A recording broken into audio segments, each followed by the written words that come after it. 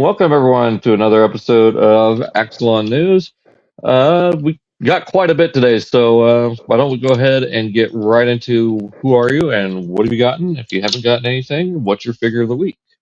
I am Alan. Aka Werewolf Finder Werewolf Finder for my toy stuff, and Werewolf Finder Gaming, for my video game stuff. And we are approaching our comeback to streaming on Werewolf Finder Gaming, and we're going to come back with Beast Wars because fuck Call to the Future. Uh, I um, don't know why I laughed like Michael from GTA there. um, Sippy. Because yeah, that Galvatron boss fight was just I've tried multiple times off stream to try to beat that boss fight, and fuck that boss fight. Like respawning mines. The dude has an AOE. It's a brawler game. He'll run away. He'll shoot you, and his cannon does a 30 or no. Fuck that. Fuck that boss fight. And you're trying to do like, okay, that's fine if the controls were good. The controls are horrible. A 3D beat 'em up with tank controls. Think Resident Evil 1 tank controls. Yeah. Where no matter if you're on the D-pad or on the analog stick, hitting left or right does the cannon the turret rotation. There's no quick turn. There's no quick 180. There's none of that shit. That's why it gives you an unlimited AOE yourself. but even then, the AOE is on a somewhat limited cooldown timer. It's like, God, who designed this fucking game? Let's see. Did I get anything? I think you did. You got something I don't have in a $60 price point. Oh, I got Astro Train. Here, let me go grab another quick. Hold on, let me go. He's in the other room. Hold on.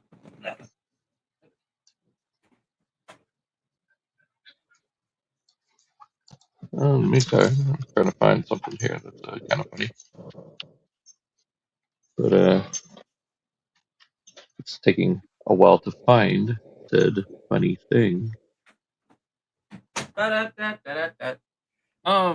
Okay. Okay, so my so I'm not so I am not to preface people, I am not super deep into the Transformers community anymore. I used to be at one point, like I used to be like super communicative in the TFW 2005 boards. But now it's like I interact with like maybe one or two Transformers fans, and that's it. And I listen to the TFW at WTF and TFW podcast, and that's it. That's all I. That's Well, no, it's but like, and I watch a couple, and I think I only watch like MGO, TJ Omega. I'm subscribed to Bolt Matrix, but I don't really watch his videos anymore. Alan. Yeah. So the thoughts of Studio 86 leader Astro Train are my own and not really affected by other people's. Twink Astro Train is fine. He's a solid 6 out of 10. They could do a whole lot worse. This thing could be a complete and utter dumpster fire. But what they provided us is still a decent figure. I love that. First off, I love that we got different blast effects. The blast effects on the thing are really cool. Love them. And oh my god, they're sucking as thrusters. I have him in robot mode right now. He will be forever known as Twink Astro Train. They did try to get him posed with his palms out and him looking back while lifting his foot. Aye. What was it? The big feet are kind of are pseudo kind of needed because of the way his backpack forms. Well, I mean, he's got an entire steam locomotive cab on his back. Yeah. My only real complaint is really the way the elbows are.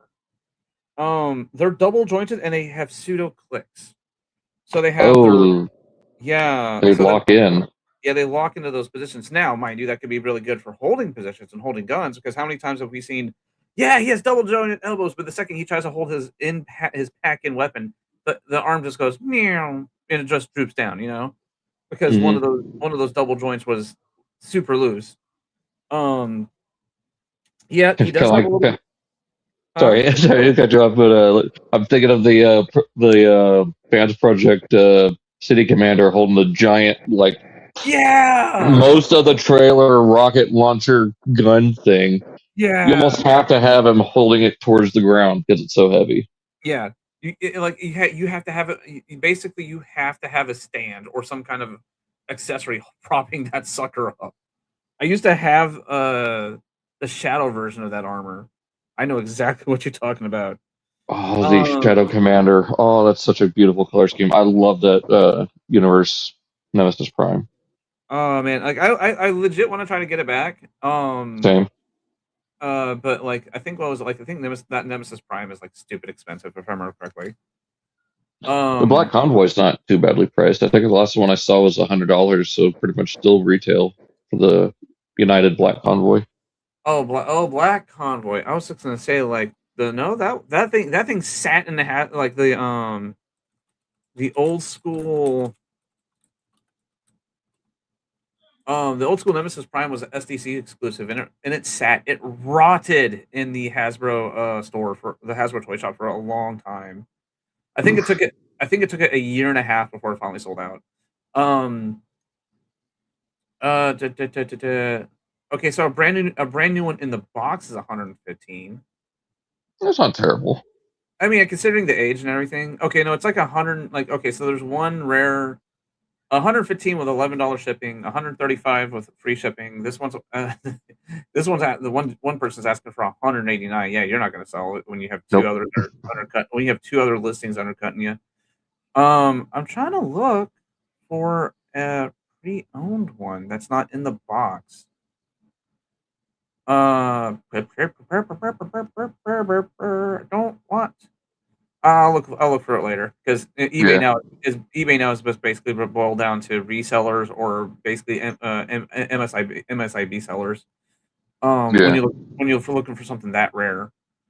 But that does give me hope that the actual Nemesis Prime is probably like maybe 60, 70. I'm not trying to crack a 6-7 joke. I mean, like legit, like that's how usually it goes. Like usually half to 3/4. I'm just doing the math correctly. But I actually legit want that stuff back. But anyway, back to Twink Astro Train.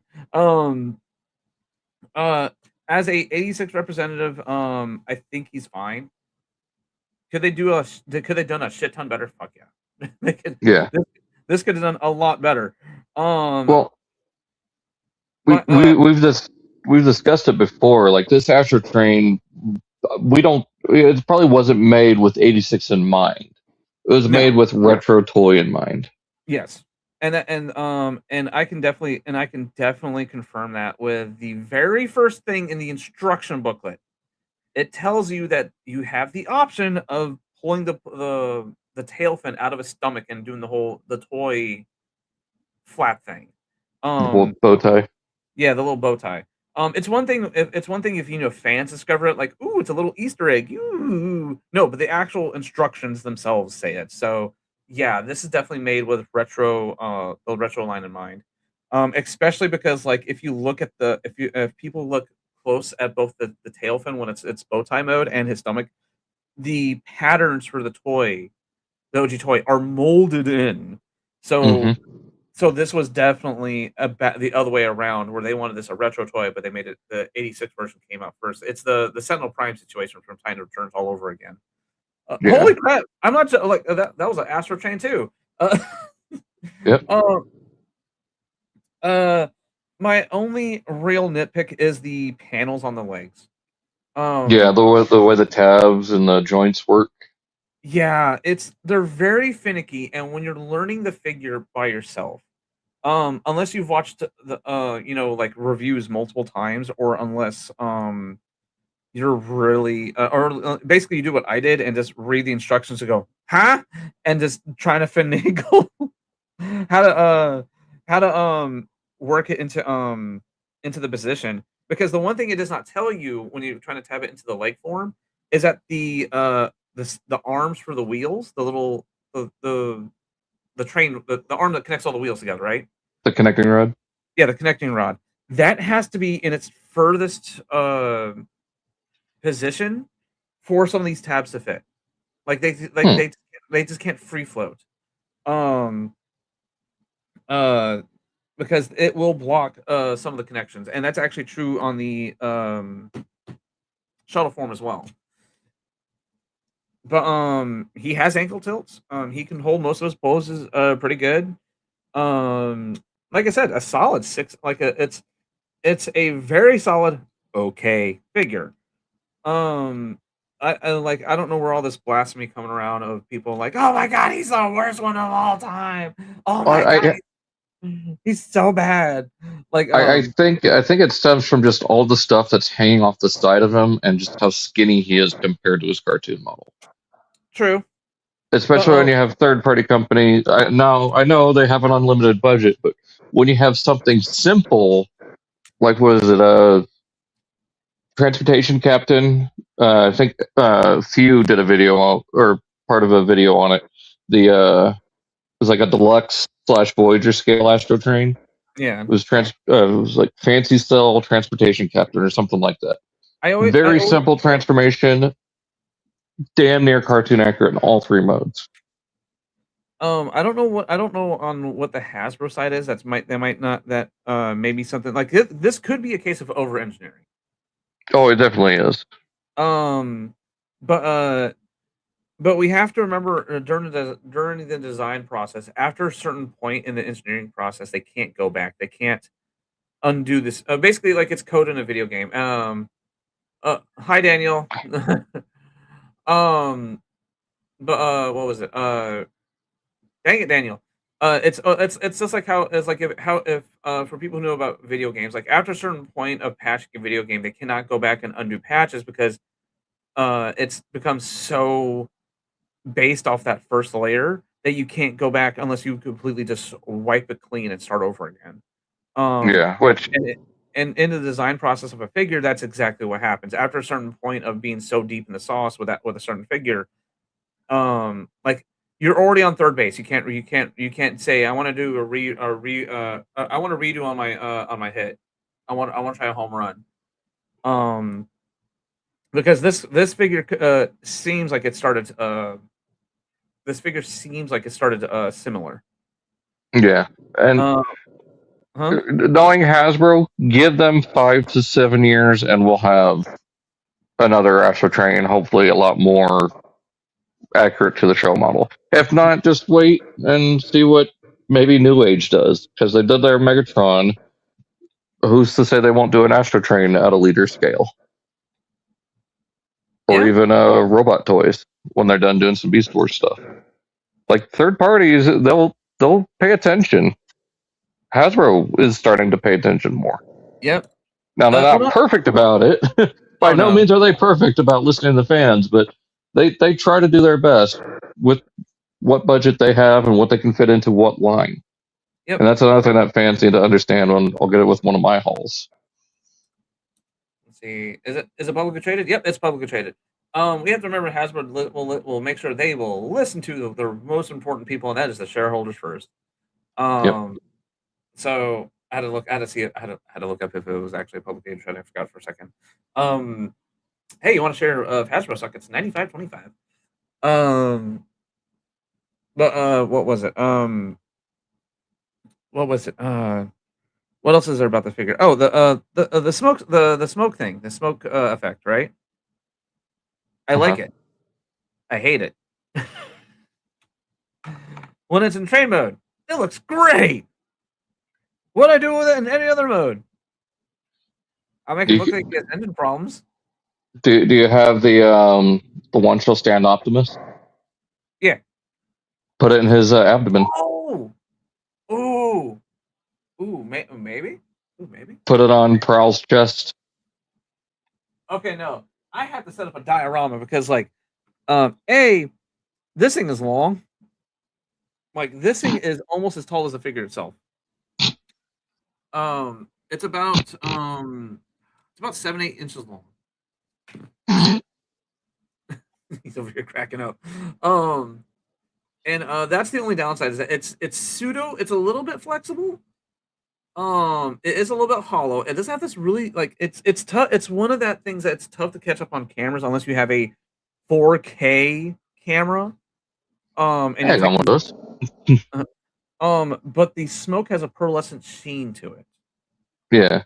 It doesn't pop up on videos and pictures that well, but it's weird, but it's like I'm guessing they gave it that pearlescent sheen so that way it's not just stock like slightly grayish white. And I appreciate it. The two guns, I can take it or leave it. I know people are already going to be like, well, one's the toy gun, the other one's his animation gun, and like at the end of the day, I like the toy gun better. like so ever since I was a kid, I've always asked the one question: where do I store this shit when I'm not messing with it? Because that's one thing. That's a problem I've had ever since I was a kid. Was where do I store the stuff and how? Can I store it on the figure and be fine, or can I like BS it and like you can pseudo BS the lasers because you can take you can pop off his head, right? And the cab train can hold the effect parts while his head's attached. So like they can store it inside of him, so you don't have to. So when in robot mode, at least in robot mode, so you don't have to worry about those. So if you want to display him, you don't have to have him poking out of his back. You can just store them in the backpack itself. So okay, cool. That eliminates. Was it 1, 2, 3, 4, 5, 6 out of 6? That's half the pieces. But what was it? Shuttle mode's fine. Train mode was great. It's the curse that Hasbro seems to always have is that when we have a triple changer, there will always be one mode that suffers. And I think for this one, huh? Oh, go ahead. Hasbro has the curse of every single triple changer will always have one mode that completely suffers, and I think for this one it is the actual shuttle mode because we have to look at everything as a whole, not just like, oh yeah, the front half looks fine. Just don't look at everything from the half point backwards. It's, the shuttle mode is fine in the front end, but the back end is it has to deal with all the panels and stuff. Yeah. The robot mode carries everything fine. It will look good blending into your 86 shelf. Give him the purple titty so he stands out even more. But oh well, Daniel was able to find Astro Train. He didn't pick him up, but he saw someone else grab it.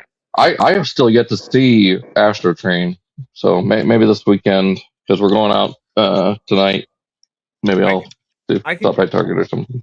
I can confirm that I picked him up from my Target when it was the first box. As of yesterday, we had 3 leader boxes come in. Damn. Just this week alone. So yeah, go check your Targets. Along with the Rio Show Snarl, yeah. The weird part is the Snarls were actually like there was 2 Snarls on my shelf forming. Yeah, I think that I'm about to start shelf forming. I say shelf forming, but it's so my area is weird. A rare figure can sometimes sit on a shelf for like maybe 2 to 3 weeks before the local scene catches wind that oh, there actually is some at this Target. And next thing you know, they're gone. All it has to take is this one. But then again, that's because in my area, the majority of people who shop for any kind of collectibles in this area are scalpers. Yeah. And so they don't talk in the actual like sightings boards. They just talk to each other. And so that's why a rare figure can actually sit on the shelf for like 2 to 3 weeks. Because they're bouncing from hobby to hobby, from thing to thing. I got stopped twice this week alone, asking if we had more Pokemon cards in the bag. Ugh. And I'm like, no, sir, we do not have any Pokemon cards in the bag. We put them out as soon as we get them. Because what had happened was apparently one of the cashiers was taking. Yeah, I think you told us this. yeah. From that, and I was talking to our assets protection about it, and they were like, yeah, that dude got fined $20,000 Because he broke street date. In retail, that's a big no. Because like like Dalton knows this because he works retail.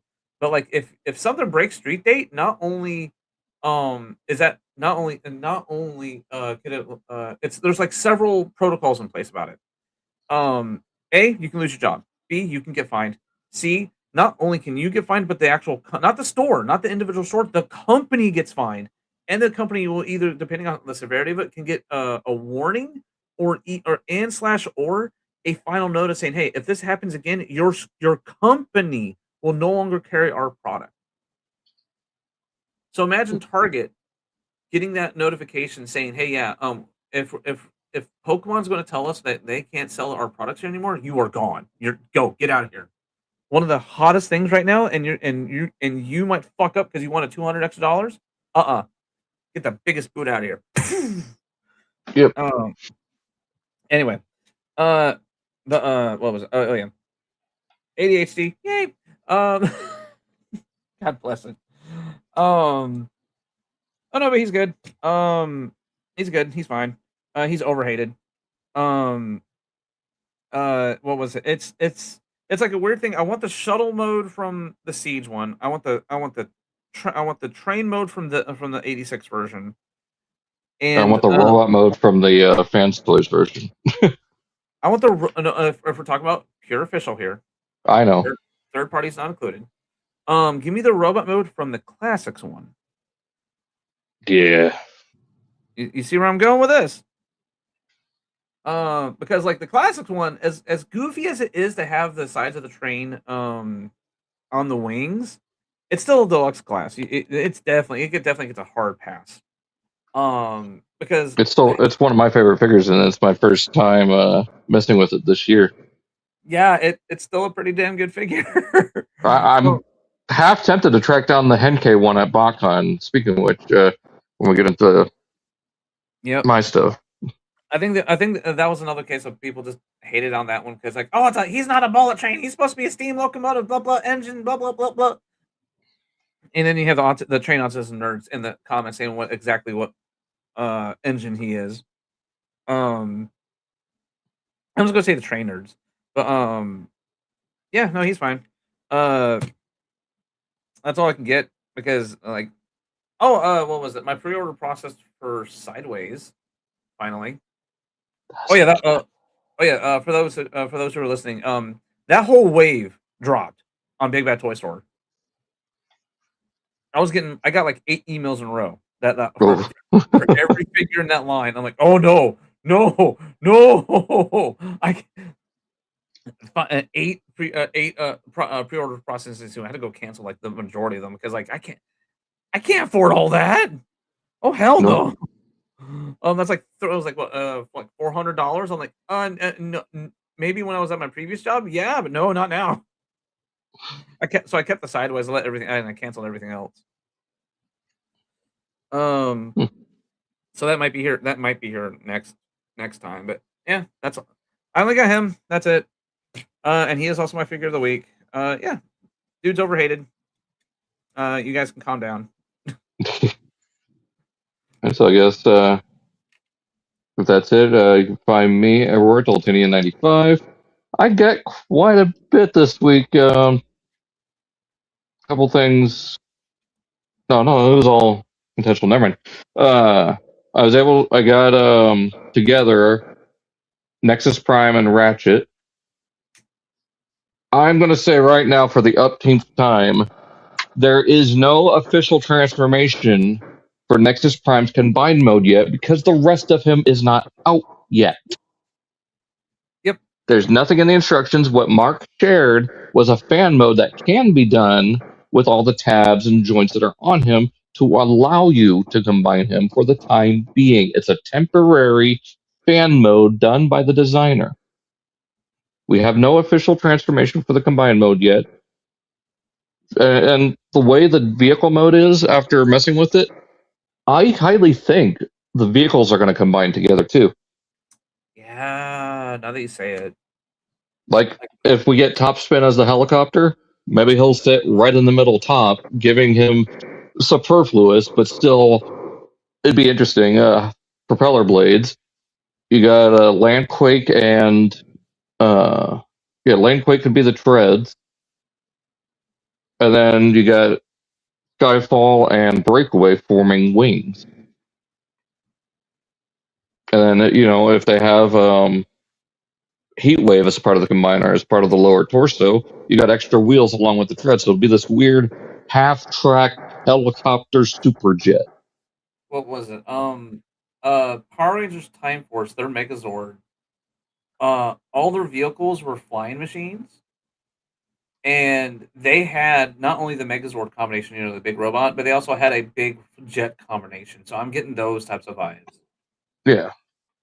The only thing that'll make the 86 Astral Chain somewhat better is a third-party company to have upgrade kits to make the robot arms not skinny, and to do something about the kibble on the legs hanging off.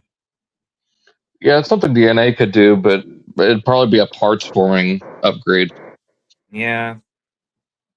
But also, Ratchet, really liking that figure. Just what's Ratchet? How everything got a review of that up. Same with the Nexus. Then which Ratchet? Animated. Oh, okay. Then just a few days ago, I got Age of the Prime Swerve. Smokescreen. I am loving Smokescreen. He's probably my figure of the week right now. The only thing I don't like about him is the tabs on the knees, which after I record the video, I am shaving off with an X-Acto knife because I don't like the fact that you can't stand them straight without locking them in.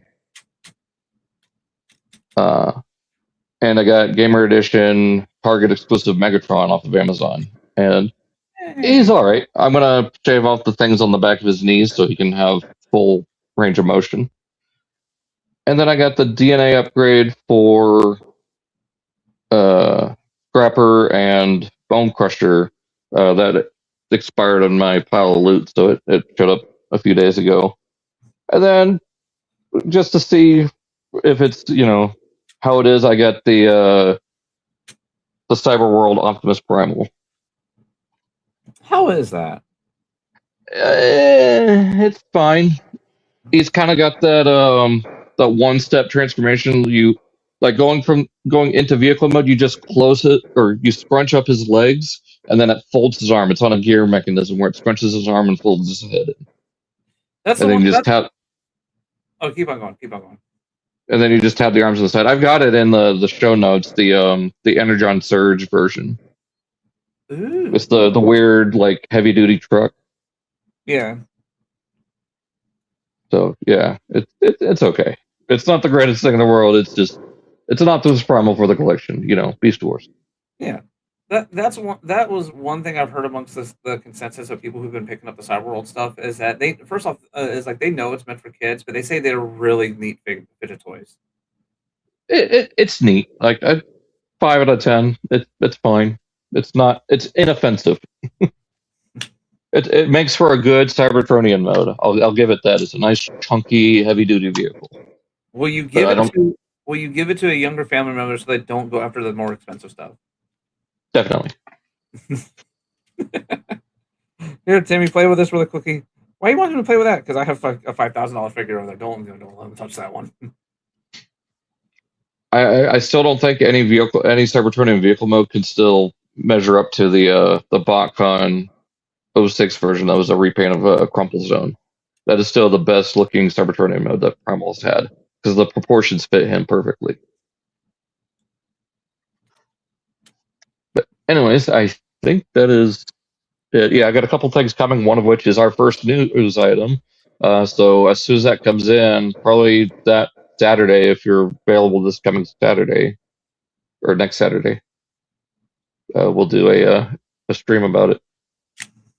Or even if you're available Tuesday, just let me know because I'm off on Tuesday. Maybe I'll double check. Yeah, just let me know, and then we can do a first impression stream, looking over everything. I'll still record a separate unboxing, just to have it for my video. Yeah. Huh? What were we talking about? You said you were getting something, and you were Yeah, being big about it, and my brain's like, "What the heck is he talking about?" And it's like, this "Oh, the thing. Haslab. Oh, Yep. So he has officially started shipping. I got my notification from FedEx. He is actually going to be here Monday, according to FedEx. So god damn." yeah. And what's funny is there's still no other reviews. Usually we have something like someone in Asia, doing a review on it, but so far nothing. Not even Thief versus Thief has him yet. Isn't this the same thing that was like with Omega? I think so. Because even when I got mine, there was like even when we got mine and we did those lives for that live first impressions, it was like only like 2 reviews were up at the time. Yeah. So yeah, make sure you check your emails. Now mine, since I have the FedEx app, it is allowing me to do a like to pre-sign, I guess, to where I can print out a piece of paper saying that I've signed for it, and I can just leave it at the door because it does say indirect signature required. So if you got your Haslab Victor or Liokaiser, keep an eye out for that. We're gonna go right into third-party news, and then we'll get into official third-party stuff, and then official. So starting off, so remember how last week we were talking about or a while back we were talking about the like teaser images for the War Within Constructicons? Well, here they are. Huh. Our micromaster scale from Dr. Wu. So this is a scrapper or shovel loader. I mean, they're being very honest with what the vehicle modes are. And these guys look good. I am really tempted to get these just to have a little mini Devastator. Meep. Like the robot or like the head designs are very much based on the G1 toys, so that's neat. Then you get the Cybertronian vehicle modes. So there's the first two, or I guess the last. The way they number these and release the news about these is very odd because the numbering. So those were 7 and 8. Here's 5 and 6. This is a long haul and hook. And it's weird seeing Hook as like a half-track vehicle, but I get it. It's Cybertronian, so it's going to be weird. Yeah. Long haul looks like something out of Avatar, like some of those The massive dump yeah. Yeah. And of course, since these are micromaster scale, not all of them are going to have moving wheels. So No. for long haul, it makes sense because that's a lot of wheels to do at that scale. They look pretty good. There we go. And then the last two and the combined mode, so we'll have Mixmaster and or a Scavenger. Okay, now like I can understand they're small, but come on, dude. Like, okay, no, next one. Go to the next dude. He's straight up just lying down. Well, yeah, I mean that's how the design was too for in the comic. I know, but like still, it's like yeah, we're so used to these complex transformations of how does this dude become this? And then when you see an alt mode, it's just clearly a dude just lying down. You can't help but go a little bit, you know? Yeah. Just giggle a little. The combined, huh? I said you just gotta giggle a little at it. Yeah. The combined mode is a little odd with the way his head is shaped. I do have in the PowerPoint like a better close up of everything with his head. He does include the drills, which is cool. He's got a very square head. Ooh, that would be a really cool thing to do if they continue on the Devastation the studio series stuff. Give Debbie his big drills. Well, DNA has the drills coming, I believe. All right, so I'll go right here. Yeah. So yeah, here's a close up of like the upper torso. I don't know if it comes with the toy style blaster attached to the head, unless it's one of the individual's blasters, which it might be. It'd be really efficient if it was just like one of the individual blasters. Yeah. I mean, it doesn't look bad. It looks certainly better here than some of the images look. And then, of course, getting into the whole repaint section of this, they immediately, like 3 days later, follow up with the G2 orangish yellow colors. Oh, is that the one I have? What's funny is they got the names mixed up on a couple of these. Huh? They got the names mixed up on a couple of these because that's not a dump truck. And that's not a crane. It's a throw off Hasbro scent. I mean, they all look really good in the G2 colors. And they're calling of course, they're in my G2 colors, the yellow and purple. It's erring a little bit more on the side of orange. It's like a good right in between that fits nicely. It also really depends on the lighting too, because you can definitely tell that these pictures are taken underneath a super bright LED. Yeah, so they might be a little bit closer to orange. Yeah, or maybe yellow, because like it really depends on what lighting do you have in your house. Do you have the white lights or do you have the yellow lights? Yeah. Trust me, people, that makes a shit ton difference depending on what you're doing. That's why if you see anybody who paint or do anything like that, they will make sure their house is lined with white lights. Yeah. I say as I have a whole painting table right next to me. and my lights in my office are 2 white lights and a yellow light, only because I keep forgetting to change that third one. Sorry about that. Okay. There we go. So, all right. So next with Dr. Wu, we got for you Bay fans out there, getting Frenzy. It's a weird, like, sweet tart moment. Sweet tart Sour Patch Kid, like or bittersweet, or bittersweet. Sweet and sour, like sweet and sour. Like, we have to deal with the fact that we probably won't get even like a toy like at this level, right? From Hasbro when it comes to the Frenzy from the first movie. I know we did get something super, super close with the Fast Action Battler. But like I always wanted an actual posable Frenzy. Might get your chance with this. Yeah, it is one of those sad facts that it will be one of those sad facts that the possibility of Hasbro making one is not. It's not a 0% chance. It's low. It's like 15%. But yeah, I would have to pick. I would definitely pick something like this up to fill out my my 07 shelf. Oh, he does come with little CD shurikens. Oh, for pre-order only. Oh, they're pre-order bonuses. Oh, yeah. Okay. I mean, makes sense because they're so tiny. Oh, they can fit in his chest. Yeah, so you can shoot them out at I won't say it, but at certain people instead of a certain plane. That way, I don't get in trouble with anything.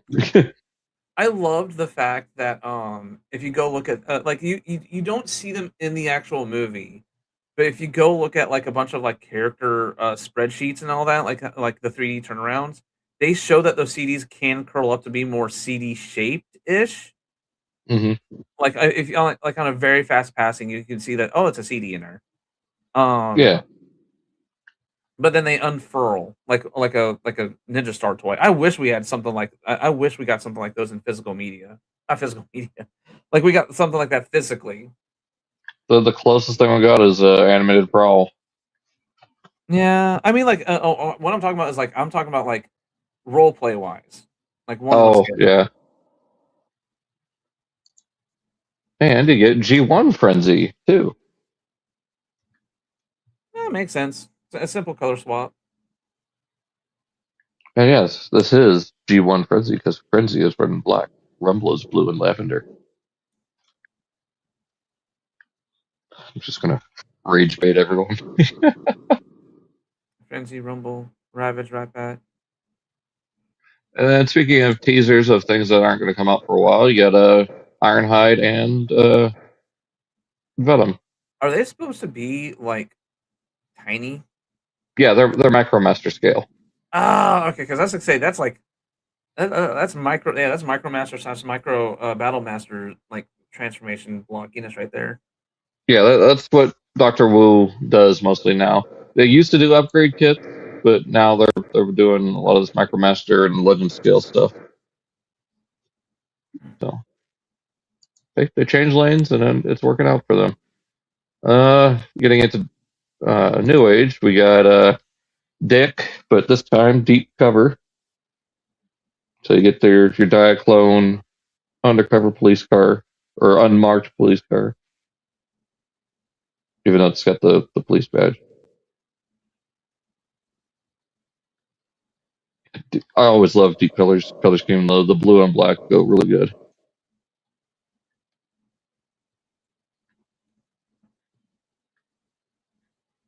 And then you get a Clampdown, which I mean you can't go wrong with Clampdown either. Those colors do look nice.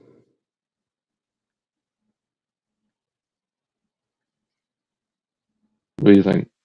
Yeah. Okay, so there's those, and we I got mean, we've seen that like 3 or 4 times leading up to this point. So it's like my opinion's been drained. I can't say anything else. right. And here's their legend scale Shattered Glass Magnus. Give me my missing link. Where's my missing link? I need my missing link. Give me my missing link. Right. That's coming with the same store. And there you got the Magna Convoy. And optionally, you can have the regular Diaclone head, so you can do that. And then there's the Diaclone Red Mirage, which, oddly enough, we still haven't gotten out of that Siege or Kingdom mold. We got the toy head, but it's only been used on the clear version and Crasher.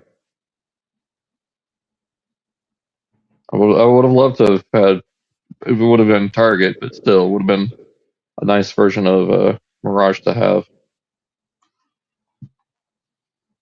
So there is that for Newage.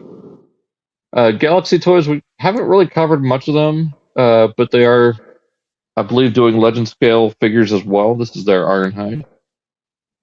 He looks pretty good. Like, very minimal paint, which is nice.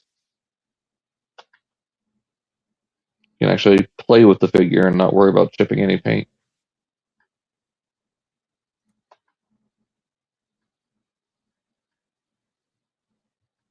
And, this Ironhide being kind of topical right now with one of our later news items.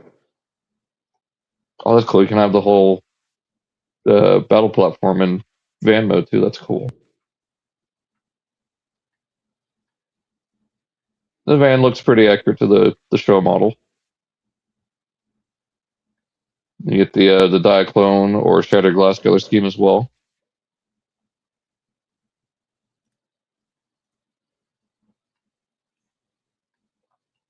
You get a clear version if you like Jolly Ranchers.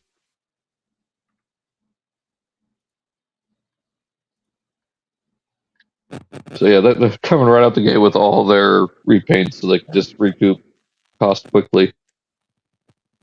They have to crank out that as much as they can without Crackly microphone.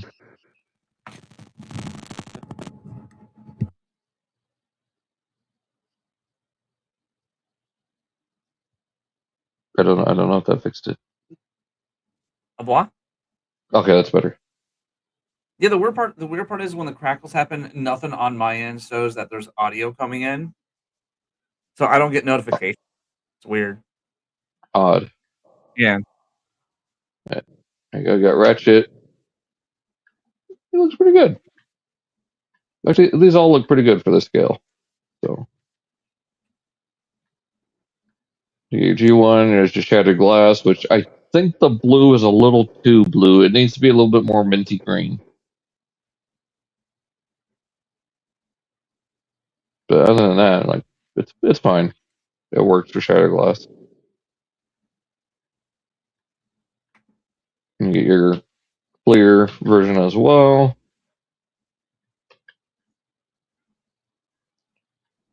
And I think the last one is Marvel Comic Colors. So you get the red chevron or the red head crest, and I don't remember the front of his legs being red in the comic, unless his entire leg was red except for the knees. It probably is. It just looks weird in toy form. Yeah. So Galaxy Toys. I do need to catch up on the Transformers comics. All right. So now we'll get into the slideshow before we go into DNA. So was about a month or two ago we looked at the Dreadwing from APC Toys. Now we've got Fakewig to go along with it.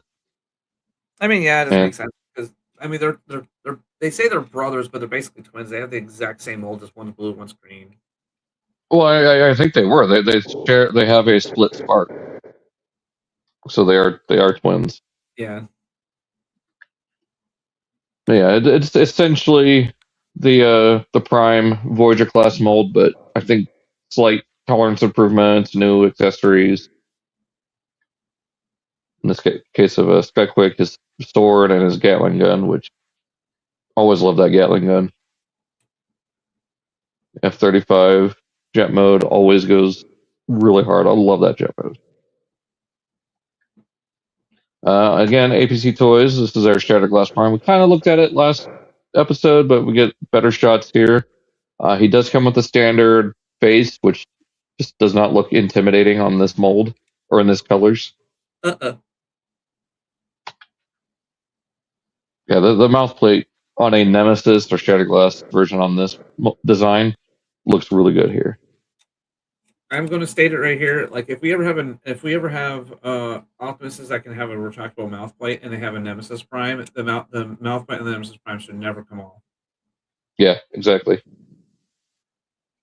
And I love how with this figure they're leaning into the BotCon 2012 design because they made the sword sparkly, or swords, like they're sparkly just like the 2012 figure. Sparkly. And then, yeah, he does have the same quote on both sides of the nose of the truck where it says, "I shall stand and the rest will fall." This truck mod looks so good in these colors.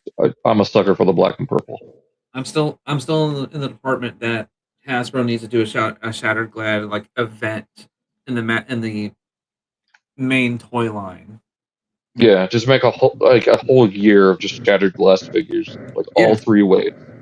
Because that would just be like, that would shake things up, especially when you do a big advertising campaign of like the dimensions got crossed. Oh no, not the dimensions got crossed. The time something happened in the timeline, and something happened in that timeline. You can easily say like, there's what if there was a big crucial moment of all history. Now, what if things turned out differently? The Autobots are now bad guys, Decepticons are good guys. Maybe the defeat of Unicron play into like the Energon storyline where the defeat of Unicron create a black hole, and then everything on the other side of that black hole is reversed. Yeah. Or you can even go say like someone went back in time and convinced Optimus to join the gladiator arena. I think you'd have to go further back than that because even Unicron in Shattered Glass was more benevolent. Oh, was even more benevolent? Like, well, no, he was like purely good. Primus was evil. Oh. So what was it? Was it the one that split himself between Unicron and Primus? I think it's supposed to be like the one. I think it's supposed to be like the one creator or something like that. Yeah, maybe he like something happened to him when he was splitting, and then the two that were birthed from him had how their personalities reversed, and then we get the Shattered Glass universe. Something like that would be interesting. Moving on, we got Dreamstar Toys. So they were doing that heavily stylized Devastator. Now they're doing Prowl to go with it. So you can have Prowlistator. Hey. So I wonder when we'll see Hook that can turn into the leg. Probably be right after this. Probably. But I love that Mustang police car for Prowl and Barricade. That is such a badass car. Getting into some KO stuff, that we already have a KO of the MPG-17. That is insane. Do not. I mean, it is such a simple mold that. Do not underestimate the power of people who run the KO stuff. They are madmen. What I'm guessing what probably happened is that they got they paid the extra big bucks to get an early production sample, and they're like, yes, let's start cooking, and they just reverse engineered it. That's all they have to do. It's like the scene of Al from Toy Story 2. It's like printing my own money. Yeah. Yeah, you can see they're pretty close to 1-to-1. I think the red is a little bit more vibrant, and maybe the silver is a little bit shinier. Yeah, it's hard to tell. Like they are pretty close to 1-to-1, except for the lack of Autobot symbol. Oh heavens, a Betsy! We actually have a back end of the cab mode. Ugh. Yeah. And then of course, hold me! I got the vapors. I'm so used to the back ends of truck ends just being a foot. Or just an empty void, just a massive part. Don't look into the back end of an Optimus Prime. It looks back. You'll never be the same. Please ignore the foot or the face at the back of the robot or truck mode. But of course, right off the gate, they have to do a shattered glass version.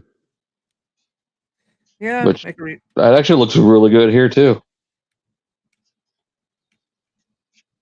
Of course, the Dreamwave White Magnus or White Prime Magnus. There we go. And Nemesis Prime. Yeah, the standard repaints essentially. Nothing. Now, for Nemesis, the unofficial one's just right around the corner. Shattered Glass would probably be the only one I go in for on these KOs. Because even though it is inevitable, it's probably further along. And you can get this for maybe $30, $40 compared to $175. If you're gonna get if you're gonna get an Optimus Prime, get the original, the official, and then save the KO for the repaints. That's the way I see it. If you're gonna get a KO. Moving right, we got Machine Cat Toys. A little chibi G1 86 style Optimus. Is it getting to the point now every time we fart, there's a new third-party company? Pretty much. There's their Rise of the Beast Bumblebee in a very chibi style. Oh, look at him sitting down with the Oh my god, I just realized it's a barrel with a nipple on it. The nipple on, look at the baby. Oh my god, that's so weird. Meep. Yeah, this have you ever played it was a Game Boy Advance game where you drive little carts little cars like this. I can't remember what the game was. It was little chibi-fied race cars and derby cars. Probably not, because my Game Boy was basically purely a Pokemon and Metroid machine. Oh. Anyway, it reminds me of that. We're also getting Waspinator. Very stylized, especially in the face. Looks very angy.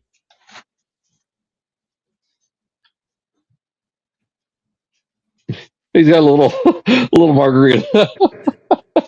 I think it's a reference to the end of Beast Wars where he's got the chalice. Yeah. The Waspinator, happy at last. Let's first off, let's be real here.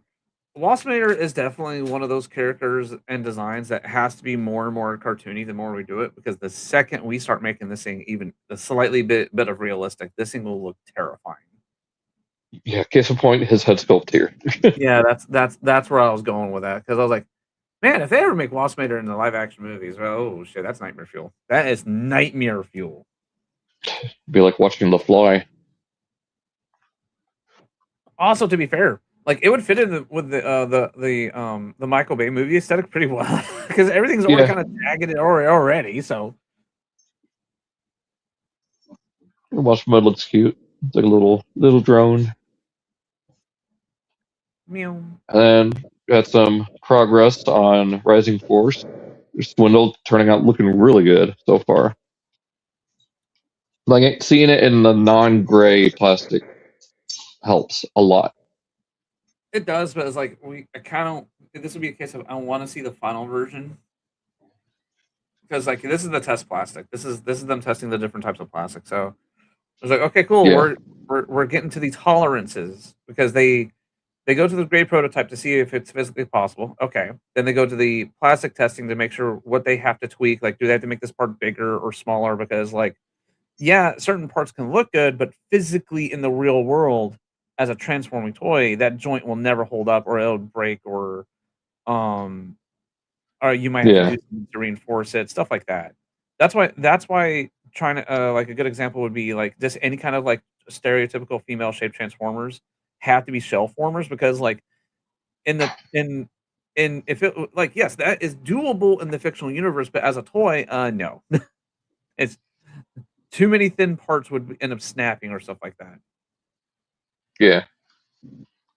Well, I don't think like a color test shot is too far off because it was like what, a month ago that we just saw the gray prototype. So yeah, these could be coming out a lot sooner than their Stunticons did because their Stunticons took like 4 years to make. Oh yeah, like the adjustments they have to make after making these prototypes here is usually not. The toy design process is much more streamlined because like back in the 80s and 90s when they got to this point, it possibly would have been another year to fiddle with things. But now that we can 3D print things and test things on the fly, it's so much faster now. What used to take us 4 to 5 years for a single figure barely takes 2 to 3 now. Yeah. That is it for the slide or the PowerPoint section of the third party stuff. So now we'll move into DNA. Another repaint. They're doing their standard G2 Grimlock set. So you get the fillers for the arms, you get a yellow sword, fillers for the feet. You get a new version of the clear neck. Kind of taking to leave it. Not, you know. Get some new teeth. That way he's not missing his 5 front teeth. Oh, what was it? Ark finally got some bookshelves for his room, and he sent me a picture. It was like he said Grimlock finally has a place to perch and watch over my room. I was like, oh, that's adorable. Does he have this one or does he have the standard? I like the color scheme on it. I still need to get a Snarl and Slag. I still need to get reviews out on Grimlock and the other two. But we've got Iron Factory doing their Samurai series. This is their Motormaster. He's got the sandals. He's got the little sandals with the two little. I don't know what they are. The 2 bars on the bottom. I always say clocks because that's the noise make clunk clunk clunk clunk clunk clunk whenever people are walking. I know what you're talking about. So weird seeing a Transformer character with sandals. Give us more unique stuff. Well, I mean, Iron Factory is doing it with their whole Samurai series, so. Like, what's the one Transformer that has 2 heads? Well, see, now I'm thinking of the, was it the Pretender character? Wreck and Ruin. Right? Is it Wreck and Ruin? Oh, Wreck and Ruin. I thought you said Dark of the Moon. No. Well, in Cyberverse, he had 2 heads. In most other iterations, it's 2 bodies, and they're connected at the shoulder. Huh. Like most iterations are like that, where it's 2 bodies and they share like 1 bicep that's connected laterally. Huh. He's even got the little, what is this stick called? The little like training stick. I think it's a kendo stick. It's usually made out of reeds, right? Reeds or some kind of bamboo, depending on where it's made from. Mm-hmm. I look at the truck mode. It's like that Japanese truck culture where they have all the lights on the front of the truck. Yeah. And the Why did he look like he's wearing a JoJo hat in his truck mode? I think even he might be. He might actually be. It might be. Can you see it? Imagine a truck doing a stance. You know what's JoJo. You know which one I'm talking about, right? Was it a Joseph Joestar, right? The one that in the dub is voiced by Ben Diskin. Yeah, is it Ben Diskin? Mm-hmm. On Joseph Joestar. Where it's like in the 1920s. No. I'm talking about his grandson. The current, like most recent. Jocho Takujo. It's the one that everybody it's the one that everybody thinks of when they hear of JoJo Bizarre Adventure. Well, see, I think of the season 2 one, after Jonathan. Season 3. Oh, was that season 3? That was season. No, the one I'm talking about is from season 3. Okay, I haven't gotten that far yet. Here, let me. I'll send you a picture because, like, once you see him, you'll be like, okay, yeah, that's that. Yeah, you hold on. Well, I won't be able to look at it right away because of how StreamYard is with my phone. Let's see, hold on. But there's the standard truck without all the add-ons. Oh my god, fandom, please.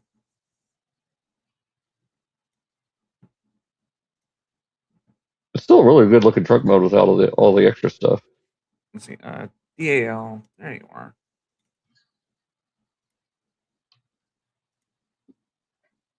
Okay, so yeah, I sent you the picture. So just imagine. So when you see that picture, go look at the fully armored version of this guy before the one that's currently, and then think of his hat. Okay. And that's all it was like. That's what I see. I see his fucking hat. But no, like, still really good. You have probably seen him before because, like, when JoJo's Bizarre Adventure really started kicking off was with season 3, Aaron. And you trust me, you've seen him. You've seen him at least once. I'll keep that in mind. The truck mode is so adorable. And then you get the full samurai look with the flags on the back, and that is so cool for Ministor. Just wearing his comrades as flipping just shoulder armor. Yeah. I kind of want to get this set just because of how unique it is. Like I want to get the Beast Wars characters too. So if I see the Q-Door, well, I'll see what my budget's like for Puckgun because here I am like, oh, I want to get this. I want to get this. That's the level of stuff I want for my third party stuff. I want the goofy stuff. I want the stuff that I know that Hasbro will not. Okay, no, never mind. They did do it after a certain point, but like they do it like the third parties will do it more than Hasbro. Yeah. Hasbro will do it like as a one-off thing. Where third parties will constantly do it. Yeah, make a whole subline of it. Yeah. So getting into some official third-party stuff, we got RoboSen. They're doing a elite version of the trailer. So they've already done the flagship version a couple years ago, but now for the larger scale, you're getting a trailer for that. Limited to 2,500 units. Early bird price is $1,000. Regular price after that will go up to $1,200. So, yeah, this is not for the. This is not budget friendly for regular folks. This is Twitch at 500 subs. All tier 3 sub level money. Just for context, there, people, a tier 3 sub is $30. So. Yeah. If someone, so that's what $1,500 right there. Yeah. And that's before bits and ads and all that stuff. Your boy's been streaming a lot on Twitch, so I've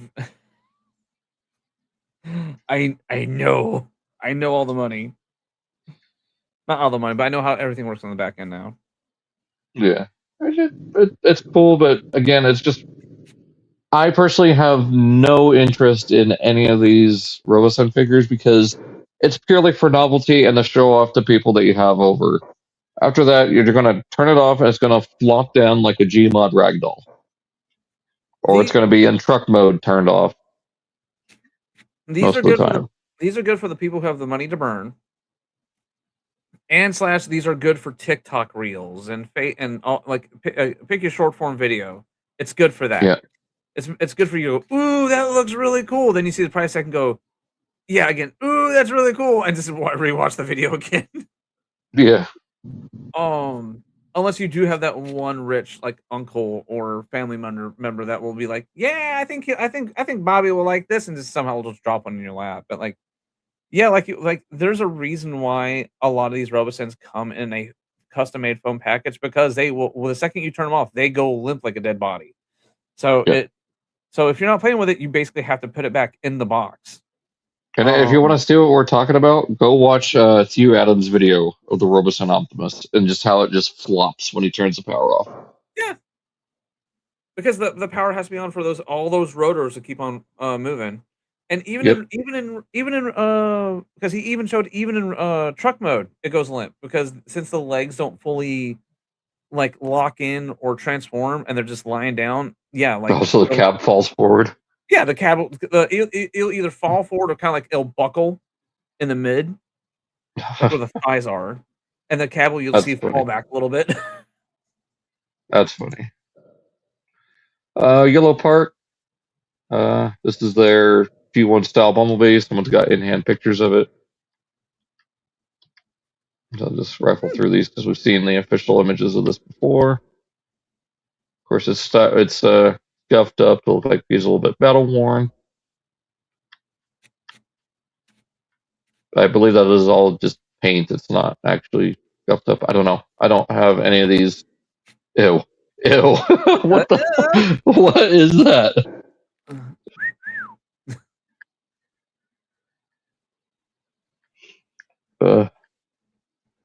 It's fine. Oh, foreshadowing for a retool. Comes with a orange-haired Spike. So is this supposed to be like the Marvel Comics one where the Wiki family has orange hair? I know. I I know in the anime. I know in the OG show his hair was brown, and by pure color definition, there is no brown. It's just dark orange. So, oh yeah, there's a unique color factor of your day, guys. Is like brown is nothing but burnt orange. Brown doesn't technically exist. Speaking of orange, we got our BotCon figure. This is and it is currently available for purchase, so you can get this and it'll show up because I immediately, as soon as I saw that this was announced, I tagged Headmaster Don because he has been one of the biggest, most vocal people wanting Safety Megatron. And I see that we're getting Safety Megatron from Yellow Park, and he got it and was able to show it off during this past week's Radio Free Cybertron. Here, hold on. Give me 1 second. I have to go grab something from out. Give me a sec. I'll be right back. Okay. In the meantime, let's see what's going on here. Okay, Daniel, you haven't said anything since Astro Train. But, yeah, this is one I want to pick up. So I still need to get the Ricochet that was done last year. So I might get both of these later. Definitely want to get it and take it to the BotCon. Or I could just pick it up at BotCon. So I might just do that. I wish it was the newer version of the Megatron because I heard not so great things about this particular release, or at least this version of the mold, or this mold in general. But, okay, back. Okay. So I can't remember who I heard the story from, but isn't this Megatron spawned from when they tried to recolor the OG Megatron so it could be released here in the States? So it could be re-released, yes. It was like 2001, 2002. Yeah, when they were doing all the reissues and everything. Yeah. So they made them in these safety colors of orange and kind of a indigo purplish blue, but it still didn't make the standard because it just the molding was too realistic. I mean, because it was still at the end of the day, it was still a Walter P38. Someone could easily just take that and super glue it to get super glue it so it's still it stayed together, and just take a can of spray paint. Yeah. And then they canonic story wise, it's like him after coming out of a lava bath or something. I can't remember there's like a story reason for these colors, but on the original toy. But this one, it's supposed to be like it says Avatar Megatron. I don't know what that means, or Decepticon Avatar.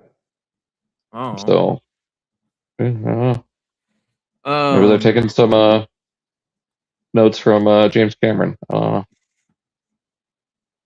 His name is J.J. James Cameron. But yeah, I'm probably going to go ahead and pick this up at BotCon. I know it's available now, but I might as well just pick it up there. It's like, oh, hey, here's my BotCon exclusive. And I'll probably get Ricochet if there's any available too, because I still haven't gotten him yet. Or Depper. But yeah, solid color scheme. Really looking forward to getting this one.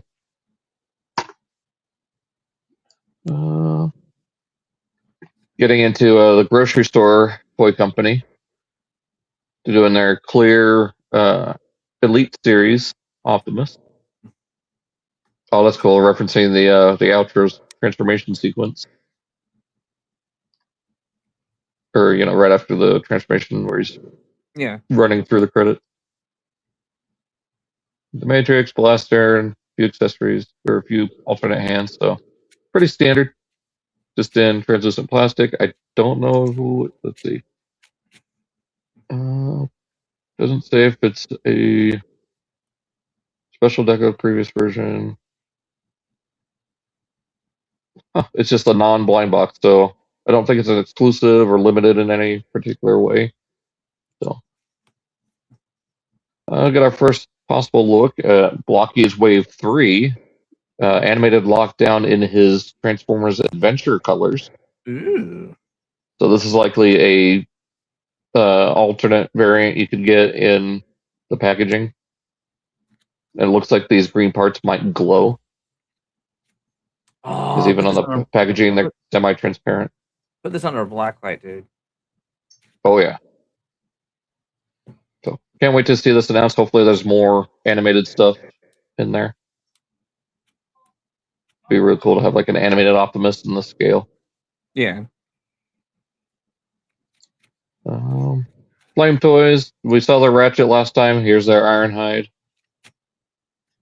Ironhide definitely looks a little bit better than Ratchet does. I don't know if it's just the color layout looks better with this stylization.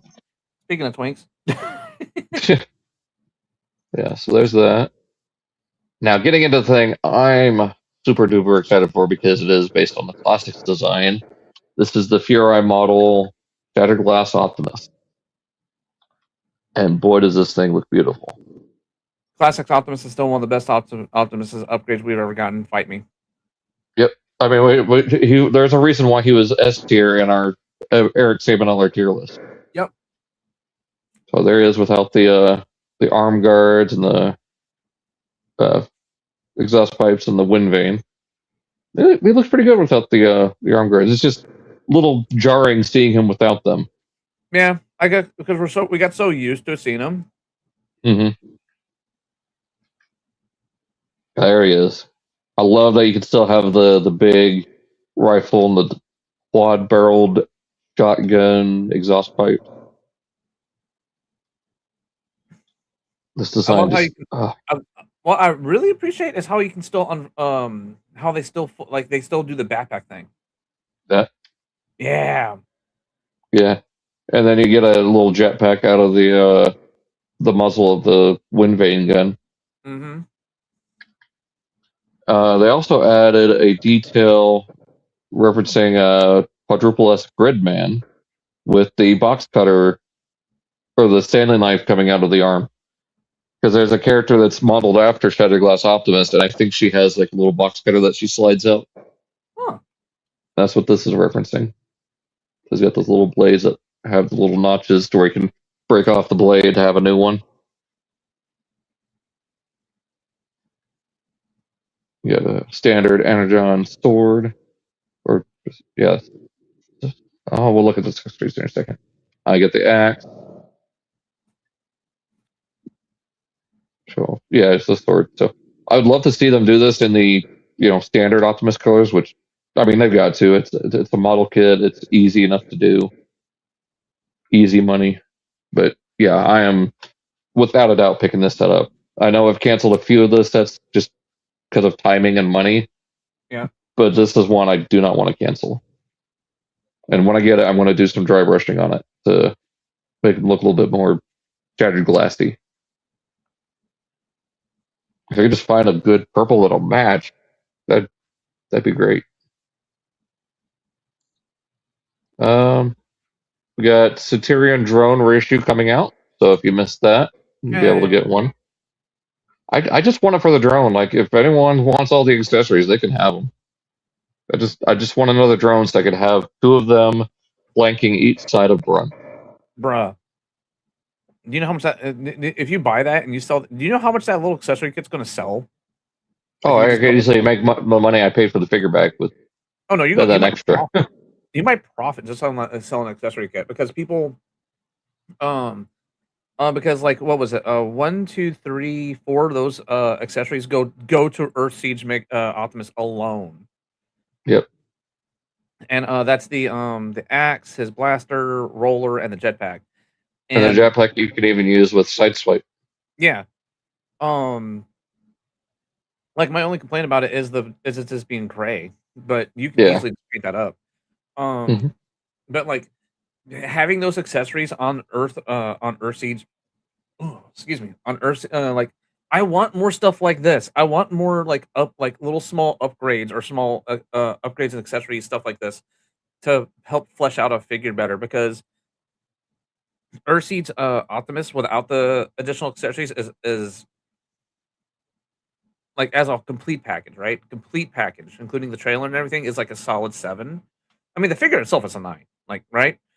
But if you include the bigger gun, the roller, the axe and everything, it turns the whole package up to a 9 instantly, because it helps it feel like a little bit more complete. It does make it a little bit more basey, because like his trailer now has 2 guns, so he has options. Does he want the little shorter gun, or is he going to go handle some business? He has that little roller. Yeah, he has a little roller dude. That does plug into the base, so even if it's standing up in repair mode, it stays on. It stays connected. Yeah. Especially if you like thicken up the peg a little bit, so it frictions on there just a little bit tighter. Because at least on my copy, it fits a little bit loose. And he'll actually stay on the base, on the base of the the base of the, like, the gun and everything. And yeah, like, and then of course everything like the drill gun for Ironhide, the little mini Megatron, the mini Soundwave, the mini reflector, all that stuff. It says, okay, this is all cool. The microscopic Optimus for your Unicron, or the Arc. Yep. I forgot what the radar is for. Trailbreaker. I think it's from episode 2 when they're listening to Megatron and Sherman Dan. I didn't have a Trailbreaker when I got my Saturnian on. Ooh, I have one now.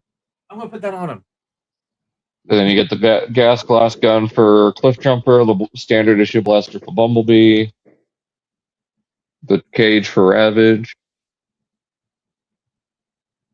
But I mean, well, we'll see if it actually is releasing. But interesting.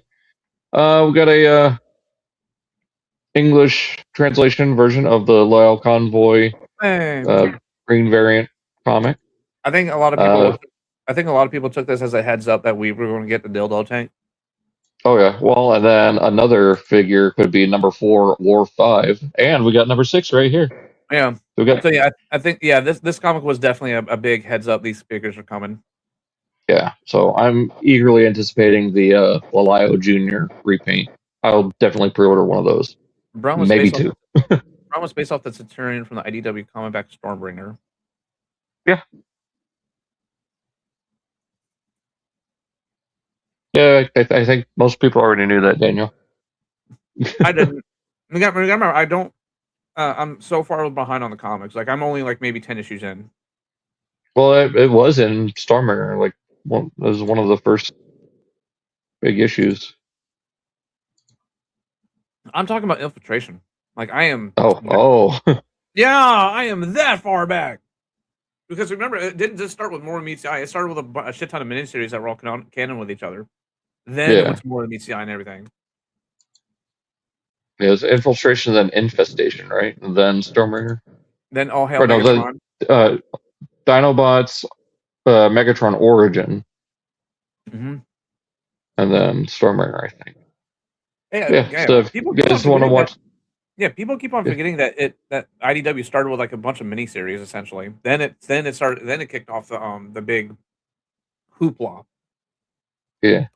So yeah, this comic's available on TFW. If you guys want to go read it. Star Eagle. Oh yeah, I forgot. I did get my copies of Star Eagle in. So When I you got open one your that package, did you hear when you open your package, did you hear America? Look, yeah, and no, it I, big I up haven't even I haven't even opened one yet. uh, I do want to get some nice red paint so I could paint the feathers alternating. Be cool if there was like some like tape, like tapeable stencils of stars that I could try to get like 50 stars on her central back. So it looks like her whole wings is the American flag. But, I could see a lot of people using her as a stand-in for Blue Bolts from the Takara comic. yeah. Speaking of Blue Bolts. They're the other one. Yeah, I mean the colors line up pretty well. So what's sad about it is there's nothing on the packaging indicating the 250th anniversary of the United States other than just a few stars under her Eagle mode. And just the overall, red and blue color scheme. Like it would be nice if there was actually some better indication. But To be fair, moving on. Huh? to be fair, if if they if they had some kind of committee that was trying to wrangle the 250th as a big celebration, they should have made a universal logo. I know there's a handful out there, but they're fan made, but they're not like officially from the government, right? If the government made an official like 250th logo, that could be like, yes, this is if you want to celebrate the 250th, use this logo. That's I great. think there is one. It's the 13 stars of the original colonies with 2026 or 250 on it. Like I know there's a few out there. Because I've seen a few flags flying that. It's the original 13 colonies, and right in the center it says 250. 250th logo.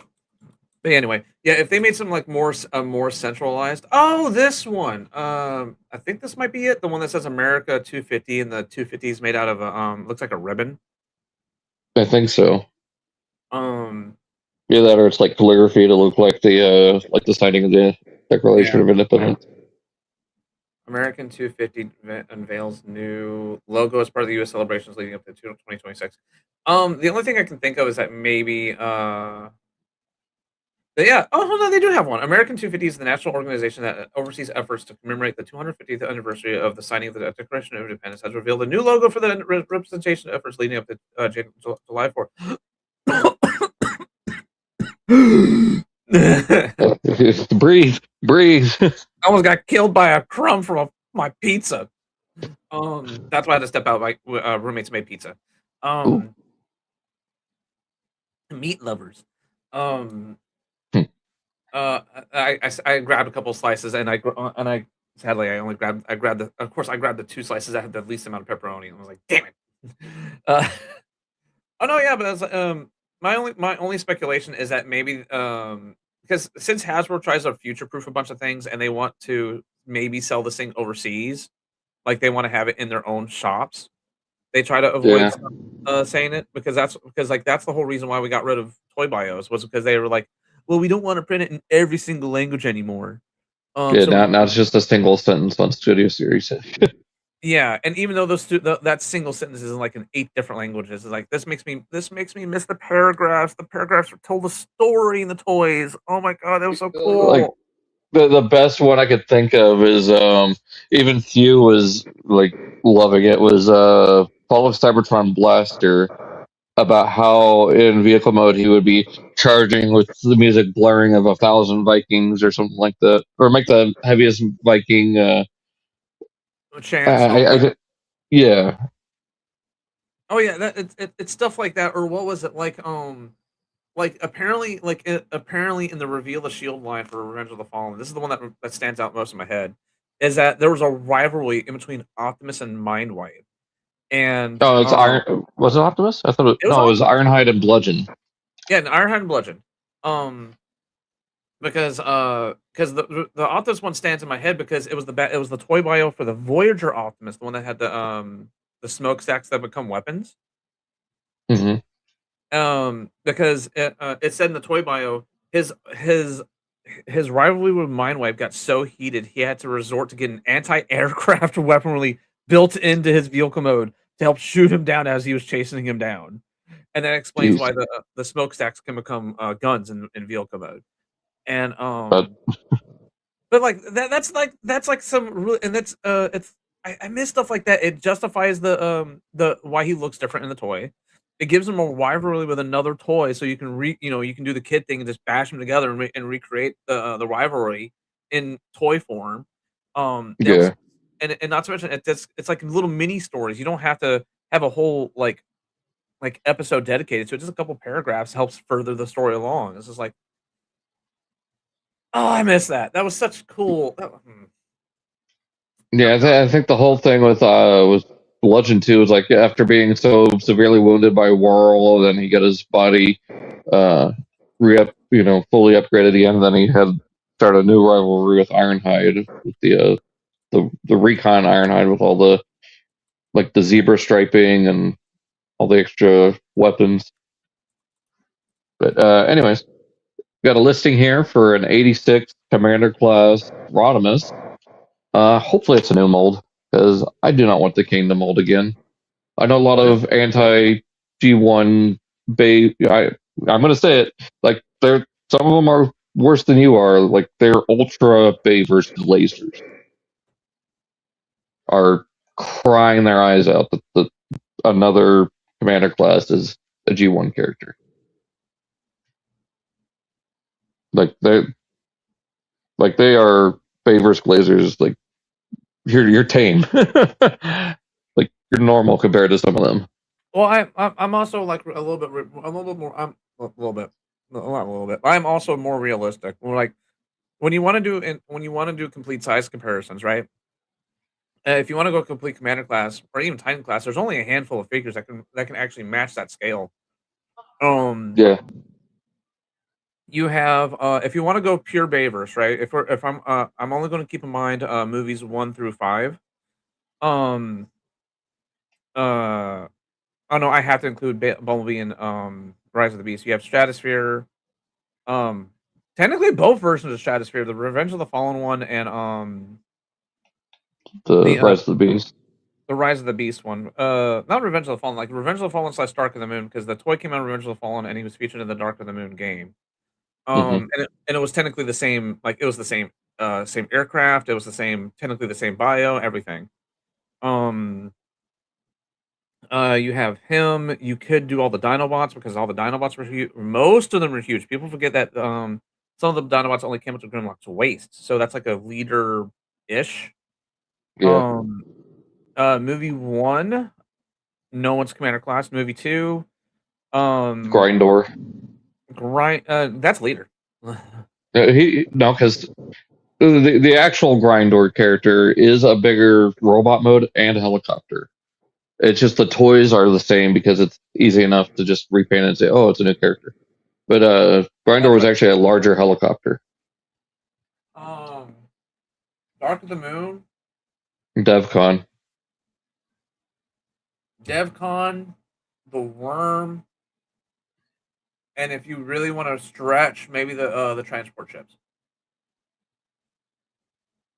Movie 4. We already said the Dinobots. Yeah. Movie 5. Dragonstorm. Yeah, Dragonstorm. I would say the combiner, the guy who was like 5 pieces. Oh, Infernicus. Yeah, Infernicus. But a lot of the smaller guys, like his whole purpose was to become a combiner, and that was it. Yeah. No, you can get away with him being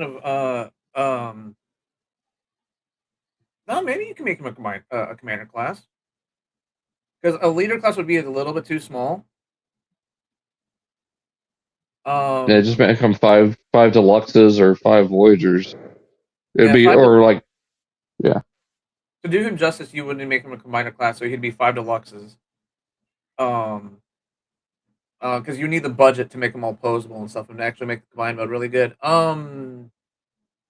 Bumblebee, everybody else, no.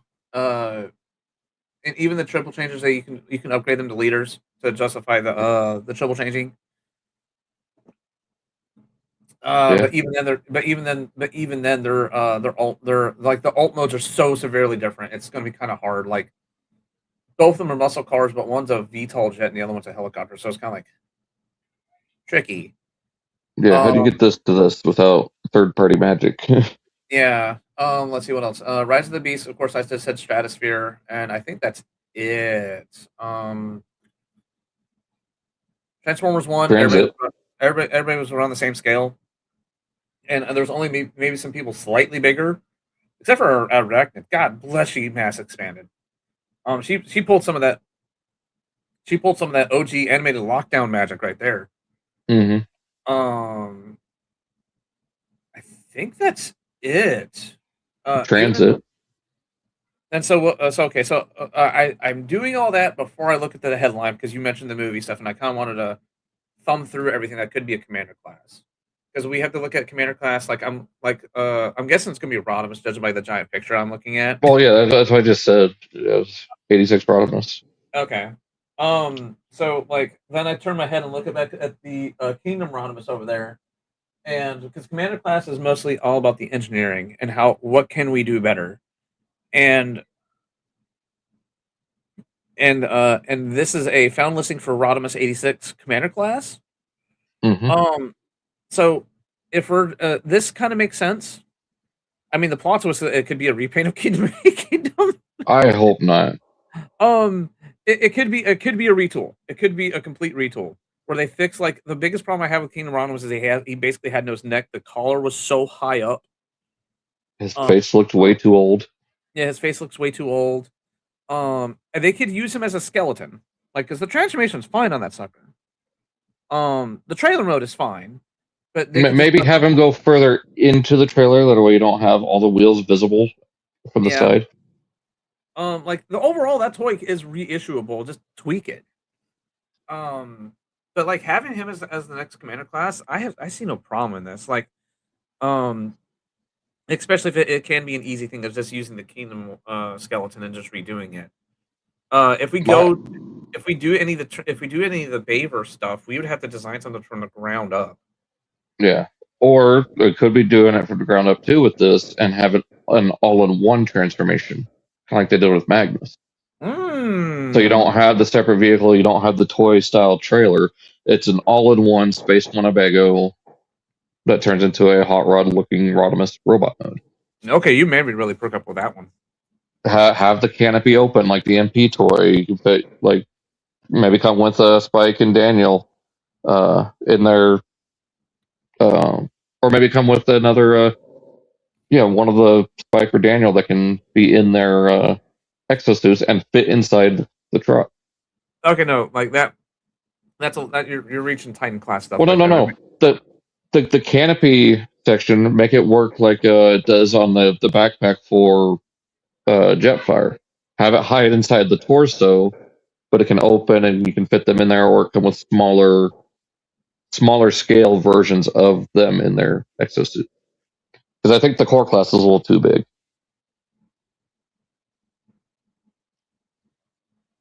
Like, I'm just trying to think of how they could make it work as a commander class, still fit in scale with Optimus and Magnus in robot mode, and then justify the price. Like, it'll obviously come with the Matrix, possibly one that opens, because that'd be perfect.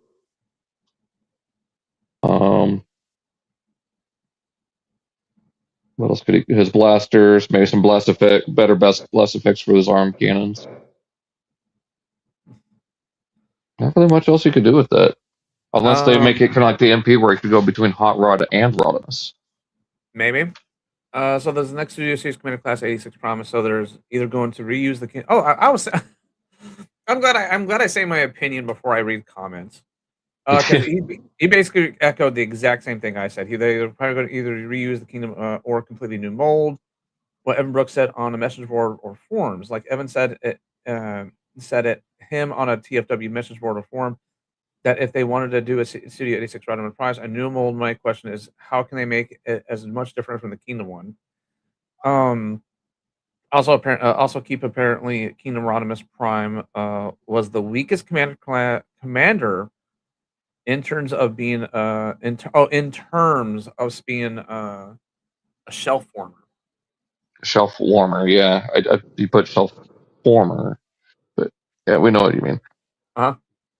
No, he said shelf former, but I think he meant shelf warmer. Yeah, I can reading this out loud. I can tell this is voice to text. I myself use it a lot, so I can see it a mile away. So I see what you mean, Dan. I see what you mean. I had to take care of something that was popping up on the screen. So while Dalton is fixing stuff on his end, I'm gonna read some of those cool toy bios. Here's the Revenge of the Fallen Bludgeon toy bio. Re-emerging in the jungles of Southeast Asia, Bludgeon scanned a new tank mode and reformatted his robot mode into a fighting skeleton-like samurai. Drawn to his location by his acts of mayhem, Ironhide and Armorhide have come to complete the unfinished mission of hunting the Decepticon martial artist down. Eager to prove his mantle against the Autobot in battle and restore his honor, he lies in wait for his next opponent. I miss shit like this! So apparently it was both him and Armorhide, the little so Armorhide had technically had two toys. He was a little scout in the 07 line. He was a repaint of a Cybertron toy. Yeah. And then he got a repaint of the S7 buggy. Oh, also in the scout class, huh? No, that was deluxe. Oh, so you got a repaint of a landmine, right? Yeah, because it was the original S7 buggy in the 07 movie, but it was repainted as Armorhide in the Revenge of the Fallen line. What was the colors of the Armorhide? The Armorhide was a much darker green, like a dark green. When the what was it? The landmine was kind of blue. Yeah, like a very light blue. Huh. And they also retrofitted him to have the new clip system. That was the big thing back in the 2009s. Yeah. Ooh, what does this toy bio say? Earth Alliance Bumblebee. There we go. Stalking through the jungles of Southeast Asia alongside Ironhide, Armorhide moved in absolute silence. The only sound being the dripping of never-ending rain from the broad leaves of immense trees. His mission was to finish the job the other Autobots left undone, tracking and destroying Bludgeon. See, the quick little bios that sets up a story and a mood, and it's up to you as the kid to finish the story. I missed this shit! Sorry. So moving on to our next. We got the. Oh yeah, these things. Huh? These Yeah. the new Hot Wheels. I was not expecting them to like. I was expecting. Okay, when the red repaint of Twin Mill got announced, I was like, okay, that's expected. It's just a repaint. But but yeah, see that this was expected, right? Simple repaint, just set of blue, set of red. Target exclusive. Yeah, oh, hey, Target exclusive. I might actually pick this one up. But then when they announced the 2 new ones, I was like, is this a line now? I think it is, especially with the rumors that Hasbro shareholders are urging Mattel to join Hasbro. Oh, I heard about that. Yeah, it's either like they want to do just bite the bullet and have them merge, or Hasbro was looking to buy them out because Mattel, like, no offense to Mattel, but like they're doing bad. Like the only thing really propping them up right now is Barbie. Well, and Like, the He-Man stuff. too soon to say. I wouldn't say the He-Man stuff. The He-Man stuff is doing good, but it's not propping the company up though. No. Because like even on the toy aisles, like the He-Man stuff is barely there. Like it maybe has like 4 or 5 pegs, and maybe 1 or 2 spots on the shelves. But when Hot Wheels and Barbies have aisles dedicated to them, Yeah, or a whole half of an aisle. yeah, like Barbie and Barbie and my Target is literally like down the aisle is one side of the aisle. That's all Barbie. Hot Wheels takes up the majority of one side of the aisle. It's kind of like, and it's kind of shuffled in with the rest of the other car stuff. I can't include Matchbox because Matchbox is owned by Mattel. Which that blew my mind because I always grew up with Matchbox and Hot Wheels being the rivals, but apparently they bought them out in like '95. Yep. But like they also have like they now have to compete with Monster Jam. Yeah. And all the emerging other like little car stuff that's coming out that other companies are coming out with now. But like keep this up. Like keep up the Hot Wheels Transformer stuff. This is something I've been like, if this ends up becoming a line, I might start collecting this. Well, I'm gonna tell you something that JT Prime said shortly after these were announced. There is a third set coming out. Oh yeah, it's a line now. If there's a third wave, it's a line now. It's officially a line.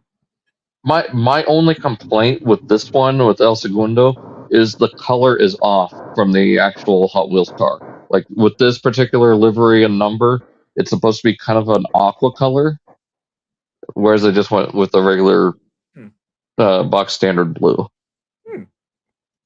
But yeah, these two are easily better than Twin Mill and Bone Shaker, in my opinion. Like leaps and bounds better.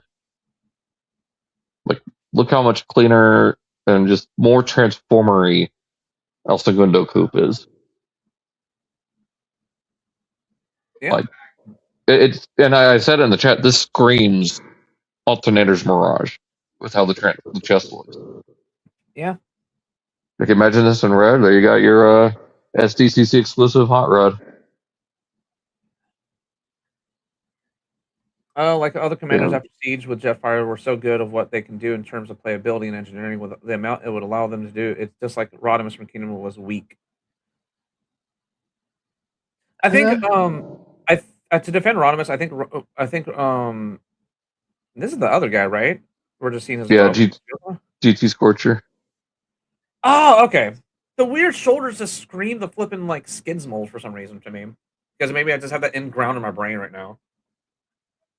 I think to defend Rodimus, I think he was let's see what we can do with the budget engineering wise compared to Skylynx and Jetfire just being like, let's do big things. Let's do nothing but big things. Because like doing stuff big lets you able to do things you can't do on a smaller spectrum. Mm-hmm. So it's and I think the culmination of the two is look at 86 Ultra Magnus is a good example of how the engineering and the bigness kind of like start to mesh together. You know? Yeah. We had to get through the experiment. We had to get through the experimenting phase of like, what can we do on this budget scale? What's another commander class that we got? Oh no, Magmatron. Magmatron's that's how you use a budget. Yeah. Do I have all the commander classes?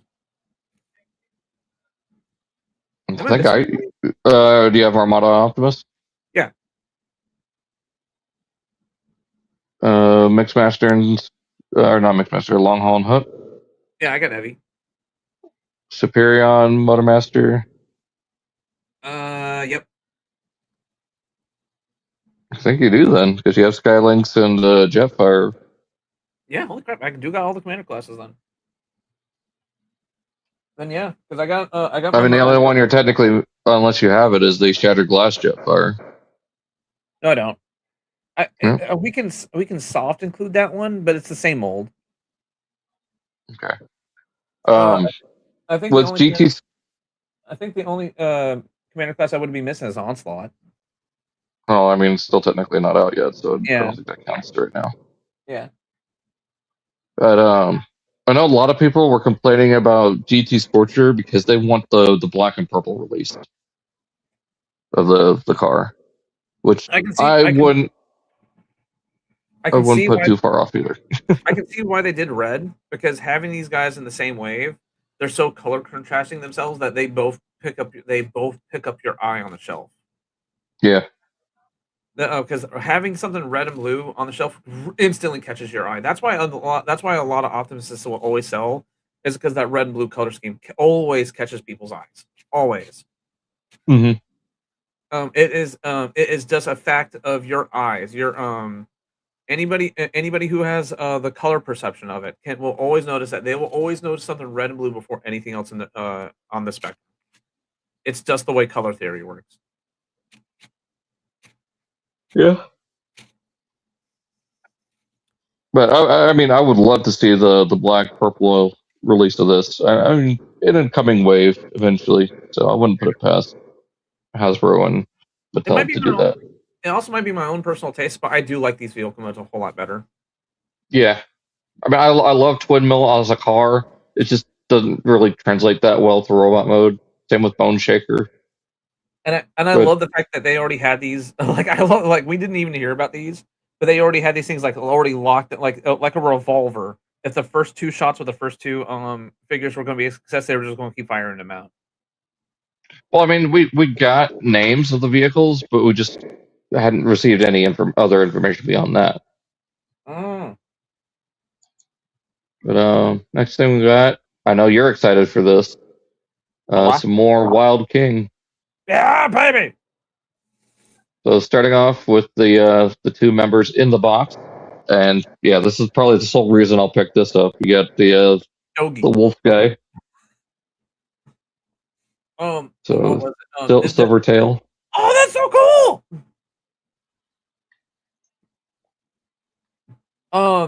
Doesn't this technically start the season 2? Because wasn't the dragon guy the big bad? Yeah. Yeah, he was the season finale. I think so. I haven't watched it, so I have no idea. I mean, it does make storytelling sense. That would be like the season closer. They go face him, a guy who can use all the little bot guys, and then you come to find out he was already using 2 bot guys already. He's like, oh shit. Yep. Got your Rodimus colored giraffe here. Oh, I want to start collecting this line so bad.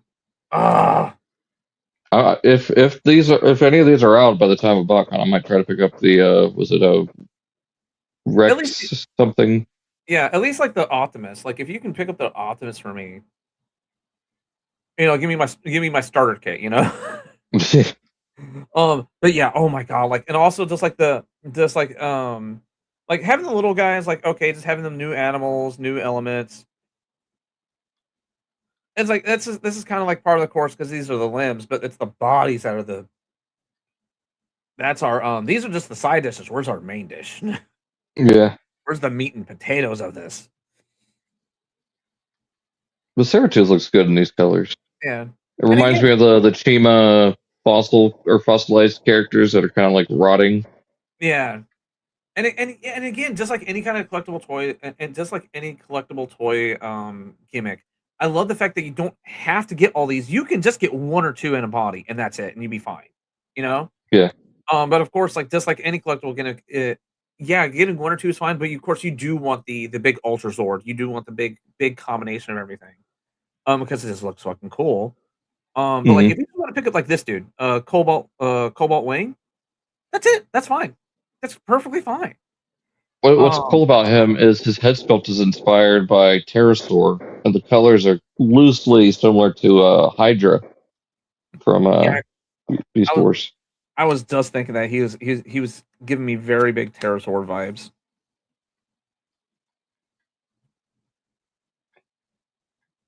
There we go. Like I was already I was already at the point. I was like, yeah, I should probably start picking it up. And then I saw this wave. I'm like, okay, there was I need to pick this up now. This is this one from I want to pick this up to I need to pick this up. Plant Hammer, that's a silly name. And Volca Aqua. yeah, and not to mention like the little dudes are like the perfect size like little fidget toys. Yeah. I know I say that a lot because like I have the ADHD and I need something to fidget with all the time. So having something that's like pseudo inexpensive and I can transform it just a couple of steps, do the little kid thing, "Rawr!" And then transform it back, make poses and stuff. Which by the way, these little guys are so fantastically like posable. Um like right on the perfect picture. Yeah. Oh, and not to mention like they're starting to give them their own weapons now, like that, like the Mm-hmm. shovel. Um, which I mean, they can only do so much with the 4 or 5 skeletons that they have, but Yeah. it's still enough to make them all different enough. With this one, they need a pink, a green, and a blue one. I'm So you can have calling your it. hungry. So you can have your hungry hippos. I'm gonna call it right now. With us getting this really cool ramp up in the this new main body that we're fixing to get to. This man, um, Blade. oh, such a fuck. Why can't we just People get? are Huh? people are saying he gives off heavy metal hardbot vibes. Yeah. I'm also getting like old school dice vibes as well. Oh, that might be something you guys might not know about. Look, D period I period C period E period dice. It was an anime from the early 2000s where kids got into suits of armor and rode around in vehicles that had dino forms. Um, yeah, like Google it later, and uh, it was giving me those vibes as well. But not to mention, when's the last time we just saw people when is the last time we saw a Transformer toy? This is an officially a branded Transformer toy. Why is it a dino that turns into a car that turns into a robot that can combine? Why? Because of cool. Why can't we just have more rule of cool Yeah. things? I just want more rule of cool things. But what's really cool for me, from an engineering standpoint, is the fact that the arm is made up of one of the wheels, and when you collapse it for vehicle mode, it's still fully able to rotate freely. Yeah. Again, That's such a goofy looking vehicle, but it pays off for the T-Rex mode. That again, giant sometimes we just sword need tail. to say, fuck it, let's do something cool.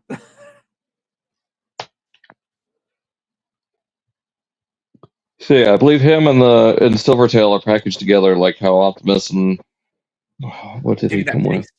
Give you that, the first hit's free, and then you come on, give me more straight into my veins. Yeah. And I love how I love how it looks like on him. Go back to this is the pure combined part. This one? Not that one, the one that's actually by itself. Like that. You can nope. Aha. Stay there. Stay. Uh, there it looks like there's more places for the additional animal parts to hang off of him, so it looks like they're more incorporated rather than just hanging off of him like just a yeah, I got my drive dude just plugged in my arm. Yeah. Like and it looks like it's a weird like the colors are so separate but they look cohesive. Is that weird? It seems to me, yeah, it's dispersed evenly enough to Yeah. where it works. I think it's because like he also has hints of some of those colors himself. Like the crest on the T-Rex head has bits of red and gold, so the giraffe is able to blend in a little bit better because he is that exact same shade of red and gold. Yeah. The wolf has shades of the light blue that he has on. The saber-tooth has the same gold, has around the gold coloring of his toes, so it looks like everything's blending in a little bit better. And then the light blue fangs. Yeah. It's just the green that kind of stands out, but even then it kind of works with the gold and the blue. Yeah, it just flows a lot better. So yeah, it's definitely something to check out. I might get it if one's available at BotCon. I might have to get with someone I know that works with Agabus and see if they're getting these in. So there is that. Fountains and Megs were just to get us just to get our foot in the door. Great. We've got some in-hand images here, so you can kind of see better shots. Yeah, the colors look much better here. Oh yeah. Rawr! Stompies. Wait a minute. What? Can one of the small dudes ride it like a dune buggy? I wouldn't doubt it. I see a peg there that looks like it goes into someone's butt. We'll find out here in a second. That would be so fucking cool if one of the small dudes can ride him like a dune buggy. A larger vehicle than the Prime, even. Yeah. Oh, they're showing that the mouth opens. So it's not just like a peg into the cheek like I thought it was. It actually is him actually holding it. Yeah.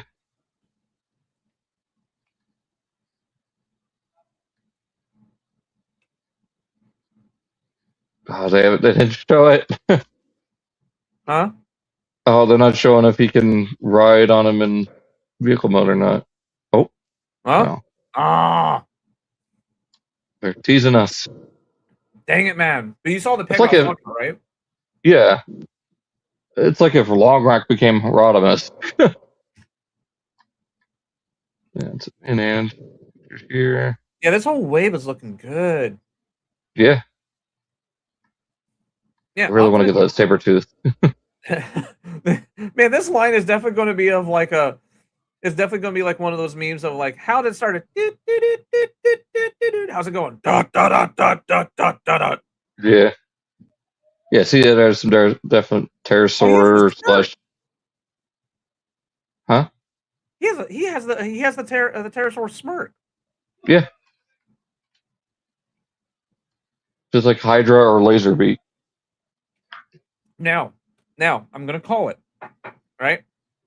I'm gonna call it like I did the previous season. All right, we are going to get not a body that has all these guys plugging in.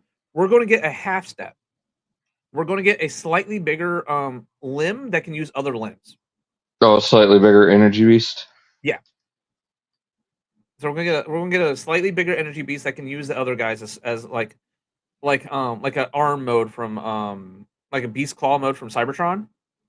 Oh. So like he can plug in like maybe one or two at a time, but he can't do the full combination. The full combination. I mean, you can even kind of do that here with Rex Blade. Like full robot mode, you can use Silvertail, and it's not much longer than the regular arm. Again, this is them.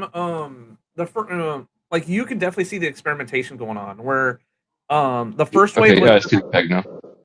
Yeah, like, huh? I see the peg now you're talking about. Yeah. So like I was calling it like the first time, I was calling it like last time, where the first wave or two is just proof of concept. Here is the gimmick of the line: is that you have these here's the energy beasts, they're meant to plug onto a main body.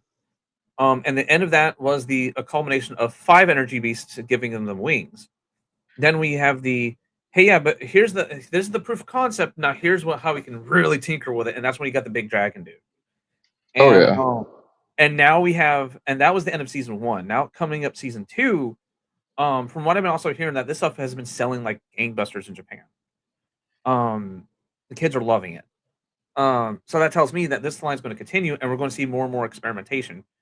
And we see that with this. His name is Rexblade. Rexblade, yeah. Yeah. You're one step away from Rex Viper. Yeah. Imagine a big snake body. Ooh. What if we got a snake transformer, a body? And when he transformed, a lot of the like the snake, most of the snake came apart, became his limbs, and they end up being their own. That'd be difficult to do. That'd be difficult to do. Ooh. But we're just spitballing here. But yeah, like this dude, he looks phenomenal. He like if the dragon wasn't going to sell me, this dude did. Yeah, this one told me I might get at least him, Silvertail, and the Sabretooth. At least those. It's always a really good proof of concept when everybody in the fandom was like, okay, this is kind of a cute gimmick, and then there's that one figure in that line where everybody has to hit their fists on the table and go, damn it, I have to at least get that one. Yep. All right, so moving right along, we got Missing Link Ironhide, which this one has ruffled some feathers, and I personally don't get why people are so upsetty spaghetti about it, but I like it. It's remember what our community is. We want exactly what G1 was. The G1 figure just more articulation. But I think TG Omega said it when this got revealed was this also might be a chance to kind of like hit the redo button on some of these G1 figures, because let's admit, as iconic as some of those G1 figures are, if they're bad. Yeah. Well, and the line isn't just G1 but articulation. It's what if these toys were still the toys but with semi-modern articulation, and they looked a lot more like the character model. Yeah. What is it? It's how do we say it? It's what if the G1 toy had what if the G1 toys back in the day had our modern articulation engineering, essentially. Well, yeah, but now it's leaning more towards, and they look more like their cartoon model. Yeah, because remember, it was the other way around, where the figures existed first, and then they tried to make a show around them. And now we're basically going backwards and trying to fix a bunch of mistakes. Yeah. The only two things I don't really care for about this, and one of them is just a toy thing, because a lot of Autobots even had yellow eyes like Optimus, is one, the yellow eyes, two, the stupid face sticker in the chest.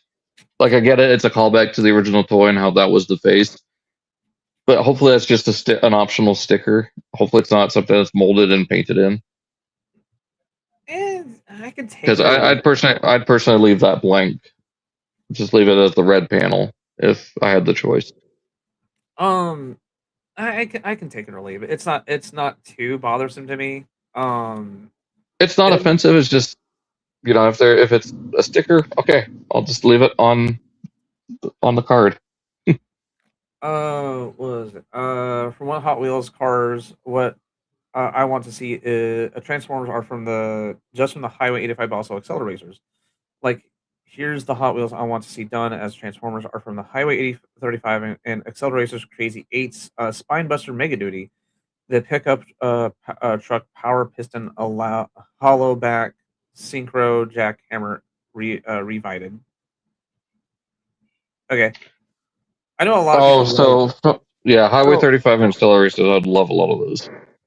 Yeah, I know. I watched. What was it? Was it Acceleracers that I watched? I think it was one of the first Hot Wheels cartoons that was on Cartoon Network, because it started off as a movie.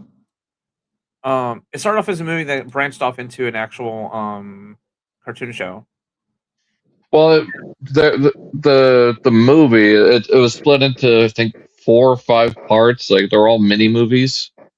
And then same thing with Acceleracers. It wasn't like a full-blown series. It's a mini-series of like hour-long specials.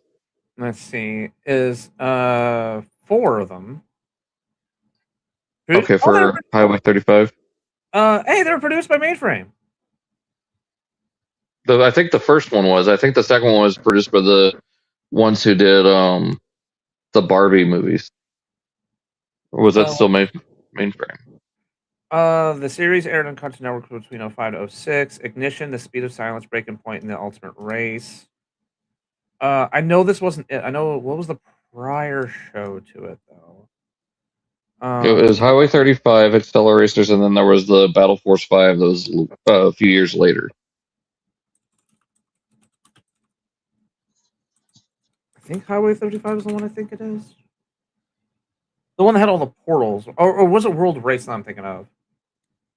The World Race is Highway 35. Oh, because that's a movie. Yeah, World Race was the pilot / movie. Oh, that's the racing game. Yeah. Was based off the Hot Wheels series, Hot Wheels Highway 35 that premiered on Cartoon Network on 2003. Yep, Highway 35 is the one I watched. Yeah, I watched them both. The Highway 35 looked better. Yeah, as far as like the characters. Yeah, because Highway 35, like the main character they showed off drove that blue Diora 2. Yeah, the blue truck thing that had the two surfboards. Yeah, surfboards on it. Surfing bird. Well, a bad. No. God bless it. But no, yeah. Diora 2. I think the pickup he's talking about is Baseline. It's the pickup with all the speakers in the back. Oh yeah. And then Synchro is the one that kind of could work as like a Jazz. Like it looks kind of like a mix between a Porsche and a Pontiac Solstice, or kind of like Mitsubishi as well. I think Crazy Eights is the it's like a Formula One car, but it's got engines on the side. It was Kadim's car in Highway 35. Yeah. The Plymouth Barracuda that Taro Catano had would be awesome. But yeah. Anyways. Oh, okay. So it's like in America it was called Highway 35, but everywhere else it was called Highway 35 World Race. Okay. I thought World Race was the name of the premiere of part 1. Yeah. Like everything, even on the official Accelerators wiki, it's called Hot Wheels Highway 35 World Race. It's a series released by Mattel and animated by Mainframe to commemorate the 35th anniversary of Hot Wheels. That's cool. Okay, I kind of want to watch that now. Kind of the same. It's on YouTube, I think. Huh? It's on YouTube, I think. Is it? Like all the specials and everything, yeah. Anyways, moving on to the topic at hand. You can kind of get Ironhide into his toy form.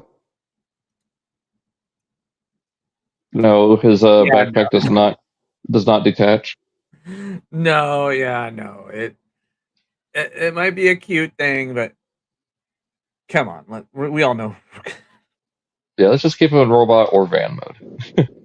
Yeah, there he is next to the original, and yeah, this is such an improvement. Yeah, because all this basically did was that it was a frame that came out of the battle station. Yep. Because, the battle sled was like 75% of him. Yeah, because you can even tell just from the pictures that all his body did was that it laid down and stretched out the toes. And that's it. Yep. And the rest of everything else did the heavy lifting. This was another case of even as a kid, I'm like, what the fuck? What? This ain't Ironhide. When the hell did he ever have that giant battle station? What was this face in his chest? No, I didn't even say where's his face and chest. I kept on saying where's his head. Yeah. It wasn't until Unicron.com made the substitutes. I think that was some of the very first third party stuff I ever saw was when Unicron.com was doing their pseudo upgrade kits. Yeah. the new arms, or at least just the new heads. It was just a pack of 2 heads. That's all it was. It was one for Ratchet, one for Ironhide. Because this was the early 2000s, so even doing like a small production run of just like the heads was like super expensive. Yeah. Now, go back. Oh, it's all the missing links together. Yep. Oh, they look so good together. And I only have 2. I don't got none. I have Optimus and I have the toy style Bumblebee. And the Optimus I have is the toy style because it comes with the trailer. I definitely want to try to get shit, I might end up getting them all at this point. I want to get Delta Magnus, Nemesis, Grimlock, and Anime Prime, and the Minibots. The Sunstreaker mold, at least one of the Primes.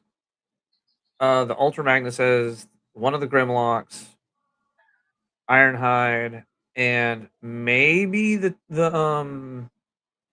Cliffjumper 2-pack, because I'd be scared to transform because they're so small and fiddly, and sometimes I can be a little bit too kid strength and just Yeah.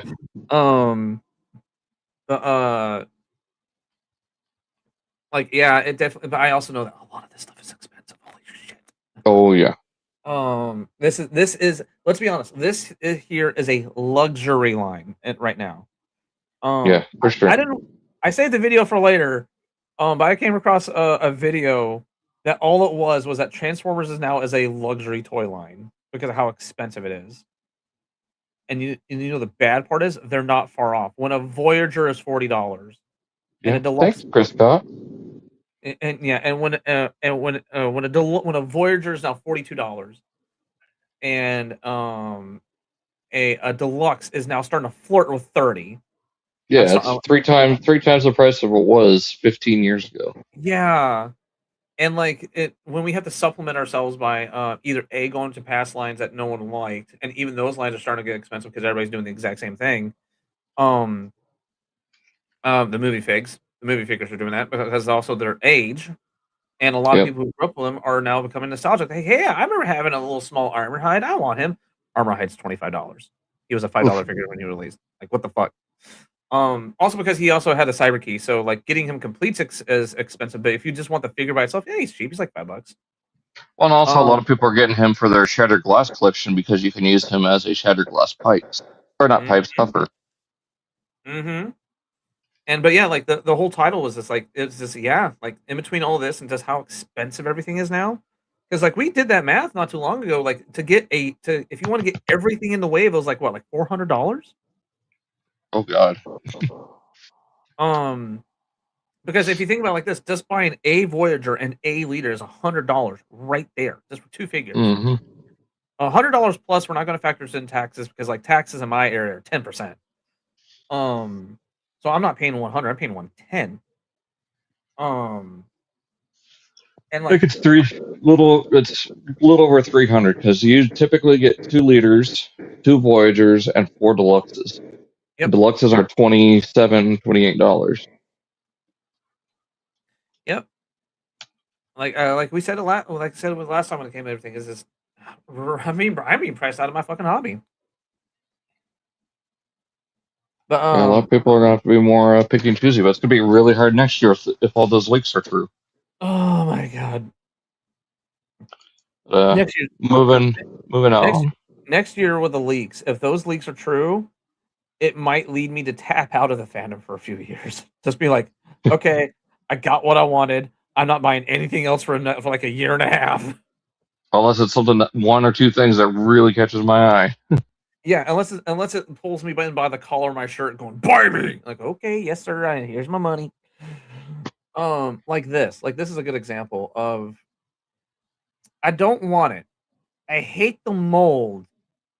No, I don't want it. Like, it's like I hate the mold. Like, I hate Star Convoy. I don't like it.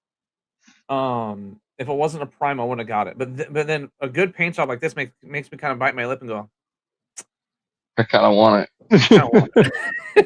I definitely want this. Hopefully the Hasbro Pulse price is a little bit better than BBTS, but that remains to be seen.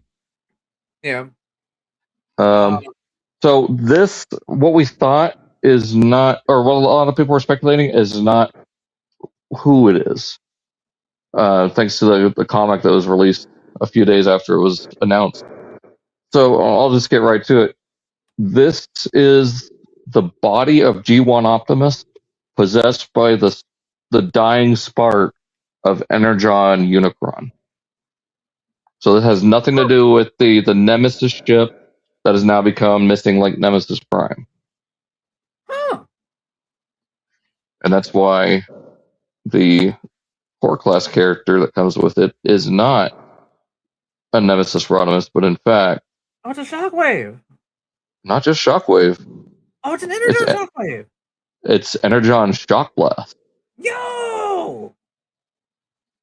Now all I can hear now is Brian Drummond's damn near Ryuk laugh coming from this. Yo, that's actually okay. Okay. See, Energon's slowly getting some more love.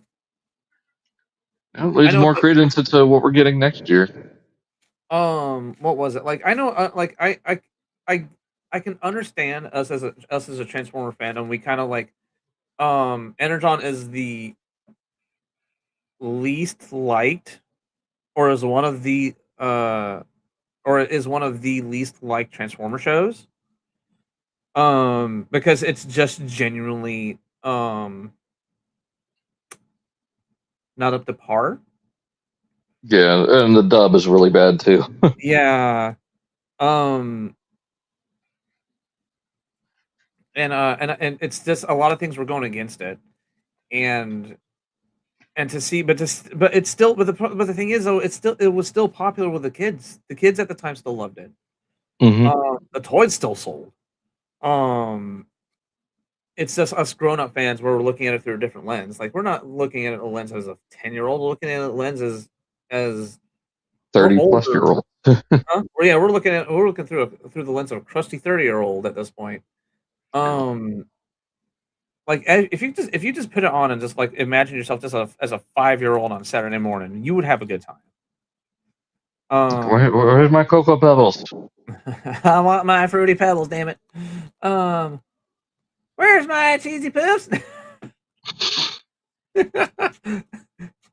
I love the pink blast effect and the pink bullet with the gun. That looks so good. I'm gonna have to get this. That's two Titans I'm getting next year from Takara. One of them we'll be talking about here in a minute. Damn. What was it like? Starting this summer, I can finally start rebuying all my Titans again. I can finally start getting my Titans back.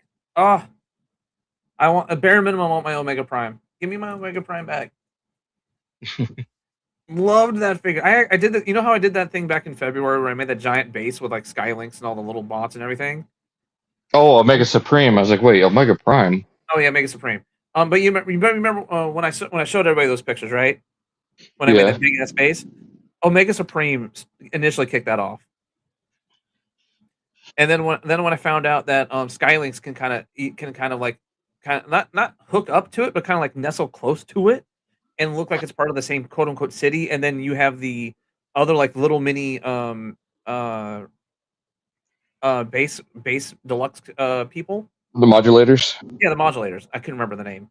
And the modulators and everything kind of like gelled to make this like really cool city for like the battle masters and slash minicon slash micromasters. It was like, oh, this like the kid side of me was just going, I want it back. it went my wings are pretty big. But yeah, this dude looks gnarly. This dude looks, I want to get this. I really want to get this. Wait, is this the same line as that like really gnarly out Ironhide and Blackout? Yeah, this is Overgear. Oh. And what's interesting is the cab. I saw TJ Omega point this out, and even looking at it in front of myself, the cab is up, or the windows are upside down on the chest. Oh, because the high beams are like right under his pecs. Oh yeah, yeah. So it gives the torso kind of like the truck mode look of RAD Magnus. where it's like down. And then there you go. You get the truck kind of looking like the Oshkosh M1070. I Oh, think that's the designation. Oh, this truck mode fucks. Now, Oh, this look. fucks. Let's look closely here at what the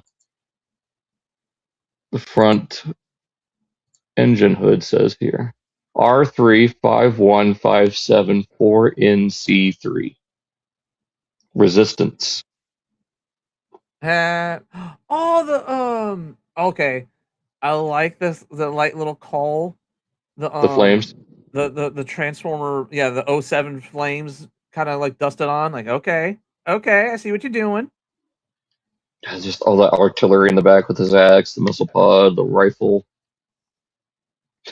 I would have never thought I'd see Optimus with a scar. I don't think it's a scar, but still, just it fits with the joke. God bless it. Like, see, like this is the kind of stuff I miss seeing from Optimus. Just like an Optimus who looks like he's like, you see him, like it's like one of those moments of like you see, when you see Spider-Man bow up, you're like, oh. This is one of those moments you see Optimus Prime walk into a battlefield already geared up. You're, Yeah, I think it was on the Escape podcast. The whole what's scarier, a Batman who smiles or a Spider-Man that stops talking? That's a good question, because one is going to enjoy doing this stuff to you, the other one is pissed. So it's like, Yeah. Neither. I want to stay away from those as much as I can, please. Yeah, I'm the color scheme is growing on me. I'm glad they kept the blue. I'm glad they kept the red-ish with the orange. But the tan is growing on me a little bit. At first, I was like, I don't like that, but it's growing on me. I mean, it fits with a realistic vehicle mode. Yes, the red would have been awesome, or even if it was all like military, like gray and blue, kind of give that Night Watch color scheme. But for a realistic tan military truck, yeah, it works. I like it. I like it a lot. Here we go. Right up my alley here. Oh no, it was that one. Oh wow. Okay, so is this like a redone masterpiece? This is a retool or a repaint with some new parts of the MP59 Rhinox. Okay, so it is the masterpiece. Okay. Yeah. This is him in his Dark Designs colors from the episode where he becomes a Predacon. Is that where he got the sword from? The sword and the things on the side of his head are references to the original toy. So the original toy had the sword that was the tail of the rhino. Yeah. Okay, yeah. You can even see the little peg hole like halfway up the blade where it sandwiches in between the butt flaps. Yep. And then the things on the side are the mutant mask. Yeah, I clocked the things on the side instantly. I was like, "Where's the sword from?" What's interesting is, as I think TJ Omega also pointed this out, the inside of the mask is gold. So I think this is just an optional piece for him, but then you can put it on your regular Rhinox to give him the mutant mask. Ooh, I mean the pegs, the pegs and pegs holes are physically there. They're not painted on. Yeah, I mean, it could close what I'm saying. It could remove from the back of his head easily. It's even a lighter green. Yeah, instantly you can see it's a different piece. Yeah. I really want to get this. I really want to get this. And there's a Nemesis Star Convoy, but then this looks good. It'd be one thing if those pegs and stuff were just like painted in like homages, but no, those things are physically there. Those things can make the mutant mask. Yep. Damas Machina, IDW, Star Saber. This character is not who you think he is in IDW. Like, he's not the Star Saber you grew up with.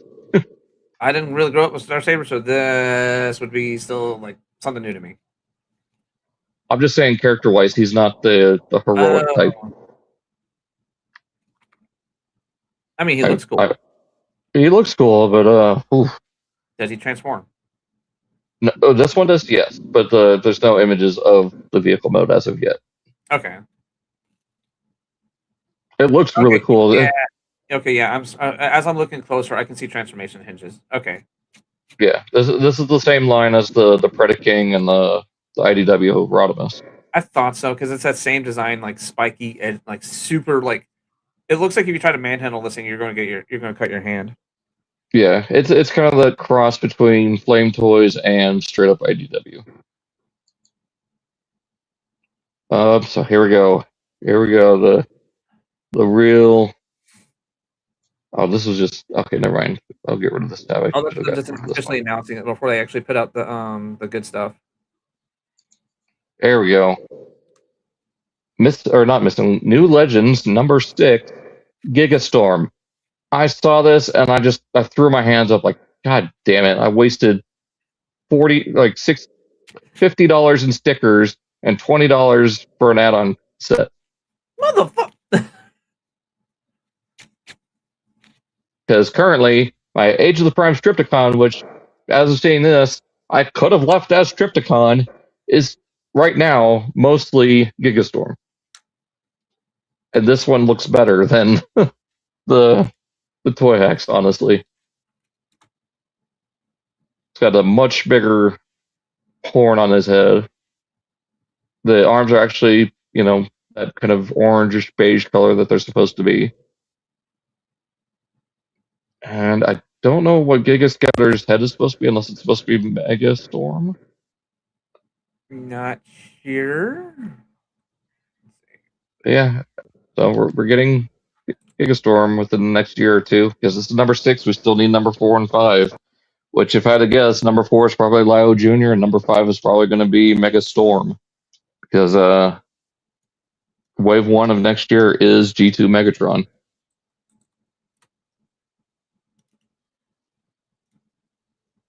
So then we'll get into the one in the background, I think, right now. Fudge! I waited too long. Tripticons are like the Age of the Prime Tripticon looks like it's sold out. Hold on. It's sold out pretty much everywhere by now, I think. Oh, hold on. It says they might have it on Hasbro Pulse. I mean, I can get the OG one for it looks like the OG price. So yeah, you got to be careful of the hips. My hip. Number 7 here.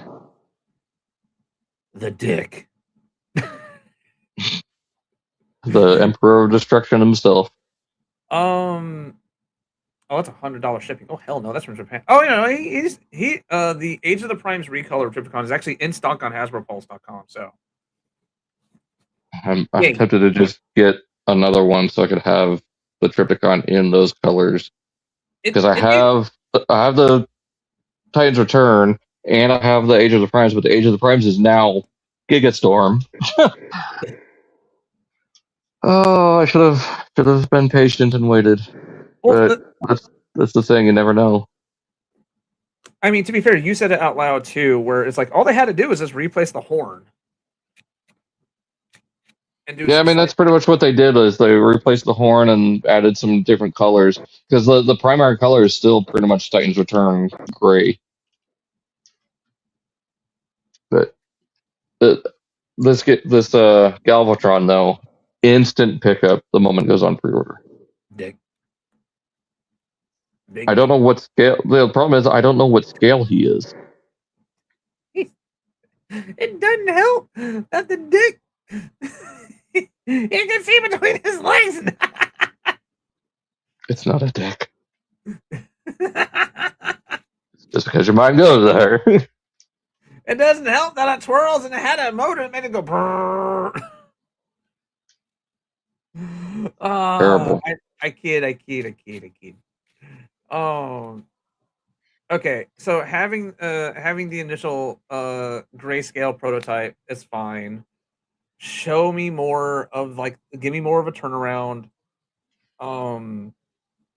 Show me more of the alternate modes. I want to see. Oh, give me this, man. Give me this. Oh, give me this one. Give me that T-Rex. Because now I have to get a last night Optimus, so he can ride that sucker. Yeah, we're also getting Missing Link Ratchet. Ratchet comes with like a little ratchet. Hey. A little wrench. Yeah. Yeah, there's a better look at Gigastorm. Oh yeah, definitely different color applications. The the horn. Other than that, he just he's a traditional Triptychon. Just has some different paint. Yeah. You better look at his yeah, the wings. Oh yeah, they definitely do the teeth gimmick where the they can capture come claw. up. Yeah, they can make the claw. Oh, you're afraid You're of the claw. scared. Yeah. Both on the same wavelength. Oh, carry always. Never change. Never change. Did it with a straight face too. I was like, God bless it. It's like I love when a serious actor like Harry Always can immediately just go straight into comedy, like without a blinking. Like that's why he was such a perfect fit for Robin Hood Men in Tights. He played it so straight. That's why it made it even so much funnier. I'm the only Robin Hood who could speak English with a British accent. No, I'm the only Robin Hood who has a British accent. Oh my god! Oh yeah, who could speak with an English accent? There we go. Because making fun of was it Kevin Costner? Yeah, because it was Kevin Costner, Robin Hood, Prince of Thieves. Huh? Oh, Prince of Thieves. It was, yeah. It came out like 2 years prior, or the year prior, and that's where the opening sequence makes fun of. It's because that's how the opening sequence in Prince of Thieves was. It was them burning down a village. Oh. Screw you, Mel Brooks! I can't wait for Spaceballs 2! Same. But you can see in the top of Galvatron's head here, there's a big spot there for light pathing, so those eyes are going to glow. Give me a red light. Just make them, just burn with the intensity of 1,000 suns. Yerp. Move on here. We got a little bit more look at Missing Link Ratchet. Come on, load. Yeah, not as clear pictures, but still a couple extra. Comes at least with a couple of the missiles. I don't know if he comes with the Diaclone pilot. I'm sure he does. But yeah, I think the colors here work a little bit better, having that little bit of yellow breaking up the white. Yeah. And same with all the hits of red instead of just being all red. There we go. So we got prototypes of the MP Blaster and his cassettes. Now they're only showing off the one prototype of the humanoid mold because they're just one's blue and one's black. I mean, not much difference there. It's literally a paint job difference. It's the same thing with like Frenzy and Robo. All I have to really do is just show off just the gray prototype of just the body, and we know like they're both coming. Yeah, Ramhorn actually looks really good as a robot mode. I'd be interested to see how that transformation works.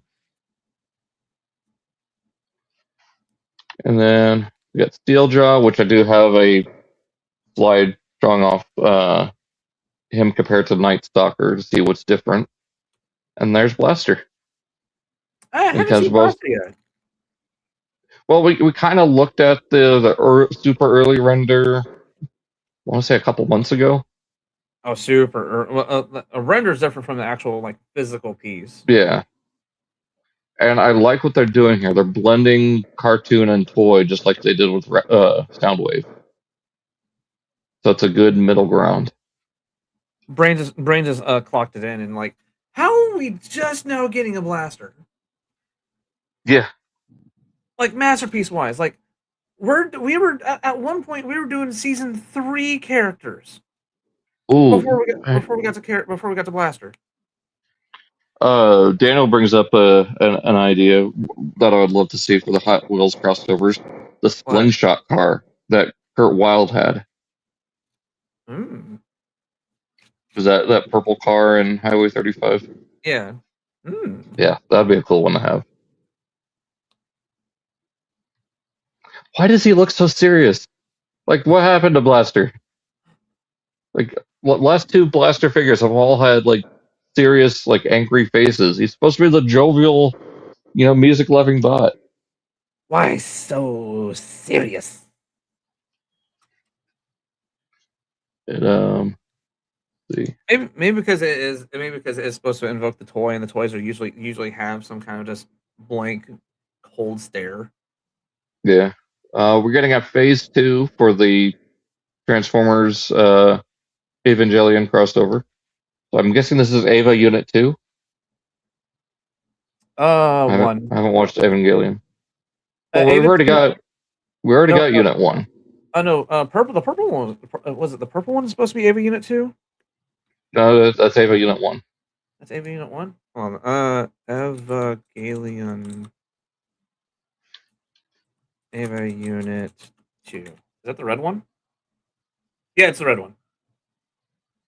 And it has a similar head with like 4 or 6 eyes. Yeah, the 4 eyes. So yeah, that's what we're getting next. That's right, because they built the first one. The first one couldn't be controlled by anybody, so that's why they had to rebuild 2. That's why they had to build 2. Mm. Okay, that's silly and goofer. There's a image of Ava Unit 2 in a pressurized suit, like in an old 1970s, not 1970s, but like an old pressure suit, like you saw in old deep sea movies, like in the 50s. I was like, why is this mechanized multiple story suit in a goofy scuba diver outfit? So we got our Legends comic for the Nemesis Star Convoy, referencing the backstory of Cybertron, of Transformer Cybertron. So I guess canon, these 4 bots traveled over to the Cybertron universe to, I guess, bring Primus online or something. Oh. I mean that. And then you got Primus here referencing the Marvel comic where Primus's face was the gold Rodimus. That is definitely Cybertron Primus's head. Well, yeah, I'm just saying it's referencing the Marvel comic art. Oh yeah, then here's Shock. I wish these images could just zoom in. Yeah, and then all these endless amounts of Armada Nemesis Prime. There's the missing link. Try to get it good. Here we go. You got the twins fighting. You got an animated Prime fighting. You got Shadow Striker, Bee and Wasp, Prowl, Breakdown, Knockout. Let's see. There's Jolt freaking out in the background. There's Shock Blast revealing or taking off his cloak. Haha! It was me the entire time. There's our G2 Stunacon set. Yeah, and there's the Unicron Anti-Spark.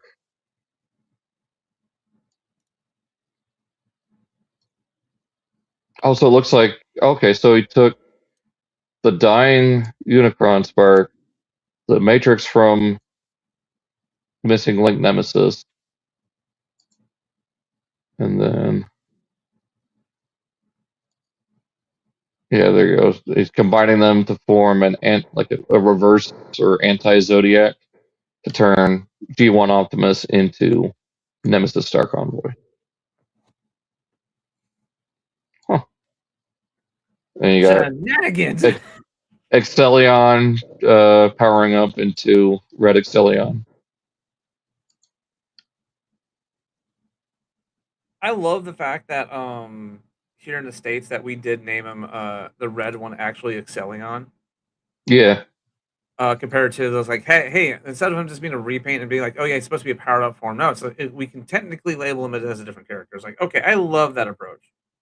Well, and he never powered up like that in the show. It was just a separate color scheme that Takara did. I mean, his name was Axalon in Japan, but then let's make a hot red color one. So wanted to show this off because I think the new steel jaw is completely new. And that's why I got the pictures with Night Stalker here. There are similar engineering elements, but I think other than that, it's completely new mold. Huh. So yeah. I'm mad that I never got this 4-pack. It was Night Stalker, Enemy,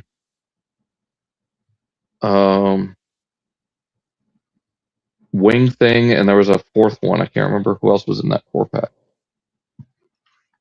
Let's see.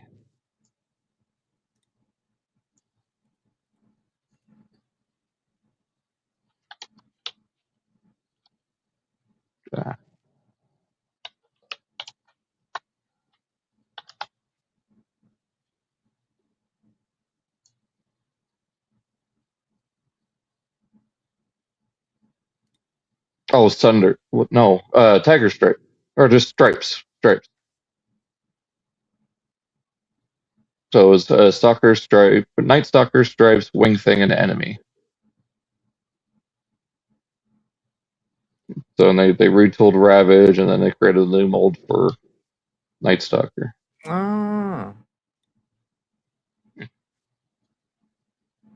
right, see if they're. Oh, I guess I closed the tab on this.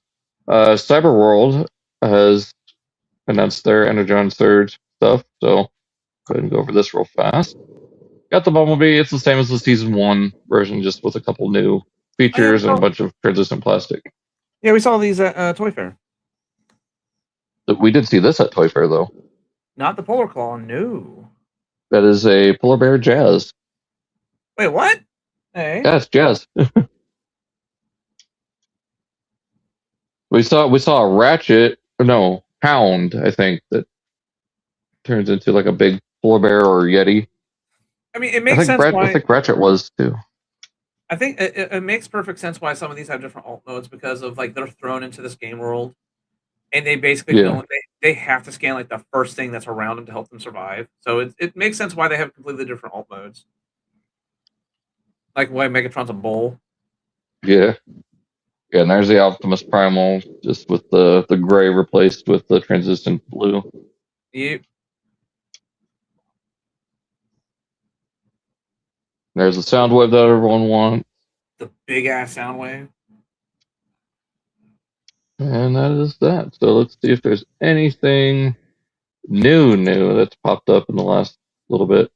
I forgot to include it, but there is listing information and details for the Sentinel Prime Artifact Pack. So he's a Voyager class figure, $67.99. Aforementioned Sentinel Prime converts between robot and tank mode in 25 steps. Includes the conduit accessory, 4 accessories total, 7¼ inches tall in robot mode. So no indication of if it's a new mold, if it's a retool, nothing. Oh. No clue as to what the conduit is, but if I had to guess, the conduit may be what we use to combine all the elements of the 13 primes together. And maybe that will lead into possibly the Haslab, which could be Primus. But God, I hope it's not Primus. I don't need a $600 Primus. I need a $600 Primus. I don't have money for a $600 Primus. I will make like that will be one of the things of I don't have money. I will make that money. I have enough things around me that if it's to get funds to get certain things, I will instantly go, yeah, sell it. So it's just gone. Yeet. Like I've already made amends with the fact that if we get a Primus that's basically Unicron 2.0, yeah, I will start selling things the second after the announcement. Yeah. Because I've been saying it since I got my Unicron. He needs his brother. He needs his counterpart. Yep. Gib. And I think also when it comes to the Haslabs, we do need to get something that's a little bit more recognizable, because like amongst us Transformer fans, yeah, we know like the Victory Saber, Death Horses, and the Leokaisers. Yeah, we either know of them, we either know them or know of them. Like myself, like I know of Victory Saber. I've heard Death Horse's name, never really saw the toy until basically the Haslab came out. And of course I know Omega Prime. I have the OG toy still on my bottom shelf over there. It's one of my favorite toys of all time.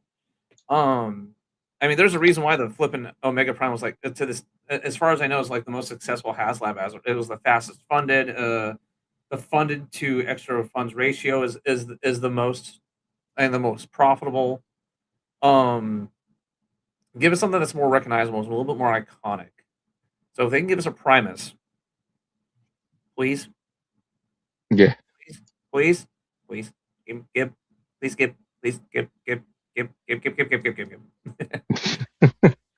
I'm not joking. I will sell some things. I would easily just like I got like 4 or 5 items instantly. I would throw on my eBay right now. I know they would sell, and I would just be sitting on that $700. Come on, just announce it. Just announce it. Come on. I think they're waiting till a little bit after Liokaiser reaches people's hands, just in case of major QC issues. Well, isn't that what usually happens? Is like a month after people get their Haslabs in hand, then they announce the next one. No, because they announced Liokaiser when people still haven't gotten their Omega Primes yet. Oh, that's right. Because he was announced in early March. Yeah. And people didn't get their Omega Primes till late April, early May. Yeah. I'm still like out of all the Haslabs, that's my baby. Omega Prime Unicron constantly fight for who's my favorite Haslab.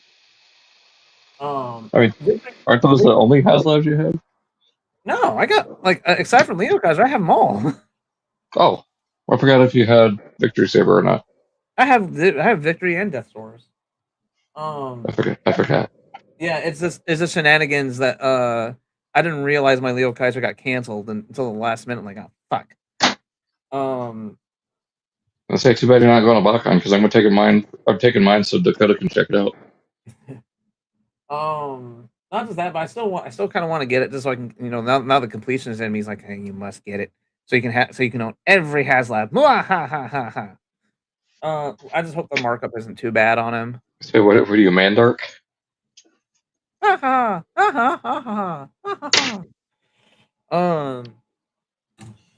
I just hope the markup isn't too bad on him because this is the first one I missed the payment on. I was like,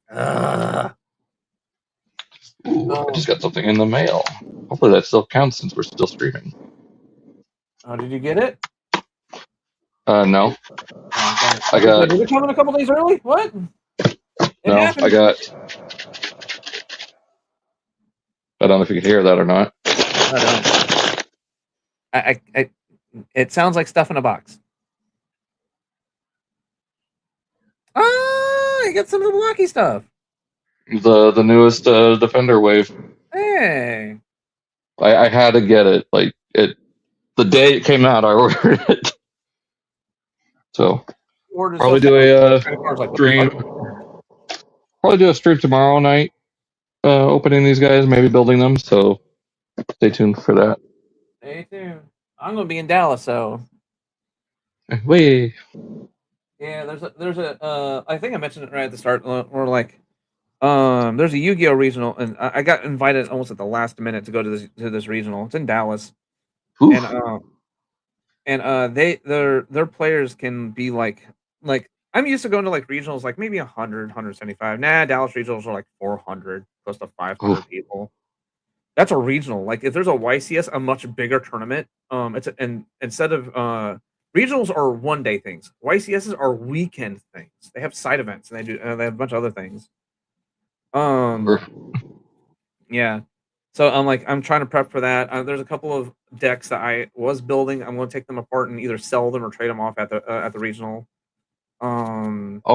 Speaking of selling stuff, I do want to do a little plug here.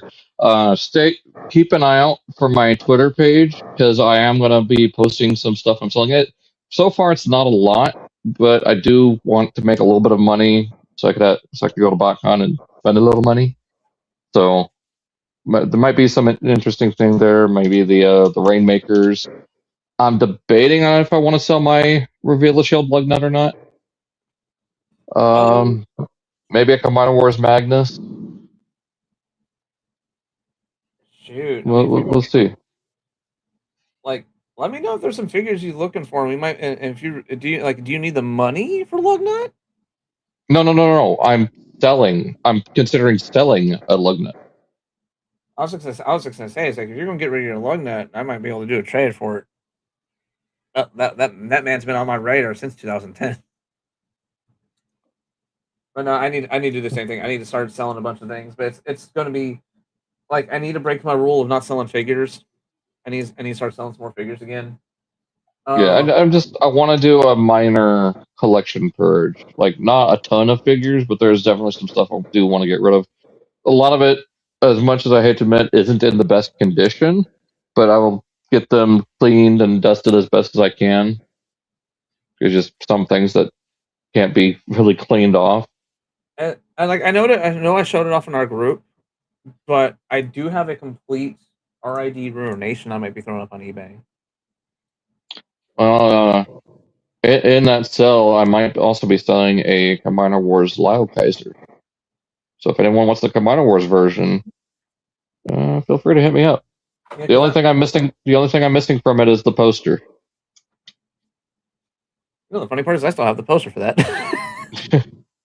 I sold mine. I'm not trying to get a ton out of it, but I would like to get a decent amount out of it. Like, I know the Haslab's out, but not everyone was able to get the Haslab, so Combiner Wars is maybe the next best option other than Iron Factory.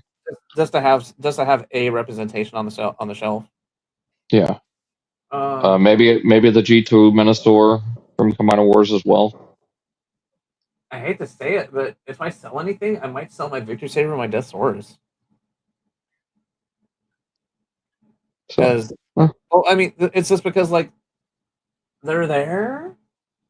I don't have any attachment to the characters. I think I only transformed Death Swords once. Just for me to go, that's an ugly ass, doesn't make any sense, whatever mode, and I transformed him right back. Victory Saber, oh, he's a fun as hell toy. I transformed him several times. The only downside to this is that his little red tips on his cannons kind of stressed and broke a little bit. Oh, speaking of Star Saber, I might sell my MP as well. A lot of people did. A lot of people sold their MP when the Haslabs came out because it did so much better.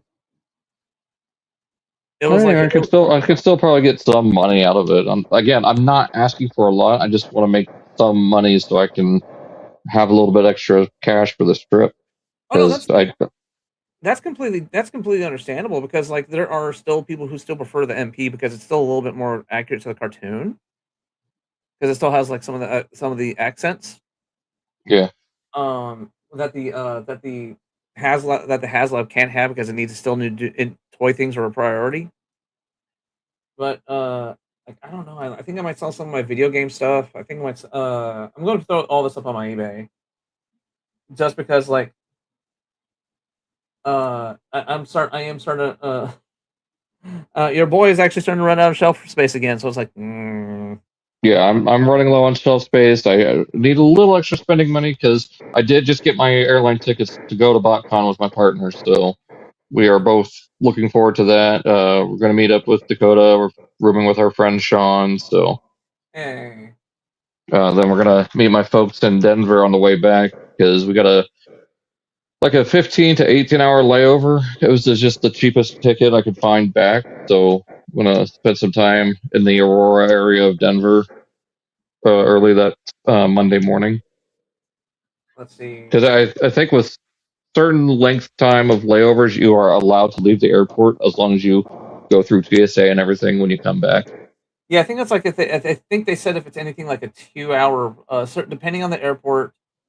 Like I know more than 5 hours, I think. Yeah, if it's anything, especially like if it's a 12-hour layover, there has been cases of like they'll give you a hotel room, and they'll be like, yeah, go here, go get some sleep, come back. So, but we're not going to be too far. We're just going to be in that area of Aurora, Denver. That's like maybe 20 minutes from the airport. So, when is BotCon again? It is the 9th through the 12th of July. Of July? Yeah. Could you keep an eye out for a few toys for me at BotCon? Yeah, come with the list and I'll do what I can. Also, some surprise guest announcements that I forgot to bring up. Travis Arts is going to be there, the voice of Cyberverse Hot Rod, and John Bailey. Hey! If you can find if you can keep an eye out for like the core 07 figures, like just Bumblebee, Ironhide, Jazz. Original or Studio Series? The OGs. Oh, that should be easy. Oh yeah, that's what I'm saying. It's like those will probably be everywhere. I don't like if you pick up a complete Camaro if you pick up a complete Camaro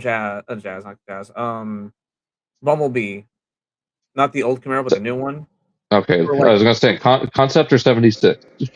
Concept. If you pick up if someone charges you more than $30 for a complete one, that's highway robbery. That's more than what it's worth. Especially at a con, because like half the time people are not really looking to move those. Yeah, well, I'll see. Just come up with a list and send it to me a little bit closer, or I could save it in my notes even. Yeah, I'll send you a message.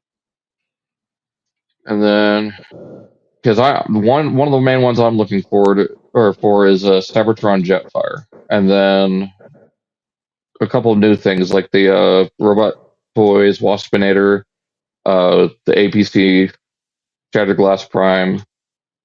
Not looking for a lot because I don't want to spend too much money because I also want to get some stuff like convention exclusives if there are any. Because I know MMC might have something. Hopefully they should hopefully have the Vector Prime. They might have it there as an early release. Holy crap! That just dawned on me. Let's see. Hold on. Like a see it now, buy it now kind of thing. What was it? Hold on. Whoa. What was it? In the span of a couple minutes. Daniel. No, in the span of a couple minutes. Daniel was hitting us. Oh, by the way, guys, Target has announced that just that Geek Week, Geek Out is going to be in June, and Walmart announced that CollectCon's going to be in July. So far, Target's Geek Out event in June is going to be finally be the revival of the rest of them, more of the Meatsite SS86 subline, and Walmart CollectCon is going to be the first look of the Energon subline. And then he just repeats himself. Sorry we didn't get into your comments right away, Daniel. You know we go on tangents and get a little focused on the conversation at hand. So just chill. We'll get to the comments. We did not forget about you. Especially when I start talking about my collection, I turn away from my my mic's on a movable arm, so I can move this and turn away from the screen. I can look at my figures the whole entire time. But so yeah, I think that's a good place to end. We've been going for almost 3 hours, so we had a lot to talk about. And right now, I'm getting hungry for lunch. So I might go get me a Western chicken sandwich from Carl's Jr. I got a pizza, or I had a pizza. It's gone now. We might do pizza tonight because we're doing a meet with our group, possibly at a bowling alley. Well, depends on what's all going on with that. So, but yeah. So hope you guys enjoyed the stream. Be sure to check out. If I get Liokaiser in time, we are going to do an impromptu stream just whenever we're both able to. It'll probably be Saturday if it's not here by Tuesday. Or if you're unavailable, Alan, I'll probably just do it by myself. Just do a live, and if you're able to watch and comment, you can jump in. Yeah. So either way, I do want to do a stream when I get it, so that a way I can document and get first impressions. If something's wrong with it, it'll be there live for people to see. It won't be edited. It'll be all as it's happening. So, but yeah, I mean, Do you got anything coming up where we can find you before we end this? Where we'll find her for the toys, for the toy stuff. Where we'll find her gaming for the video game stuff, and we should be able to come. We should be able to, if we don't come back next week, it'll definitely be at the first. Because like I'm going to be on vacation the 23rd through the 31st, so I know I'm definitely not going to do anything Transformers streaming then. But if I'm not able to get the Beast Wars to work by Monday, I'm just going to come back June 1st. Like I'm not joking. That game, it demotivated me that fucking hard. I was like, I legit just wanted to drop the project. That sucks. Yeah, it was that bad. Like, because if it meant like the project, I had to go back to this game and beat it. I was like, no, I'd rather drop ADHD brains. Like, I'd rather drop the whole project than beat this game. That says something. That says, ooh. That was the first time a game was that bad. It made me want to just quit. Rage quit. Yeah, just not just rage quit, but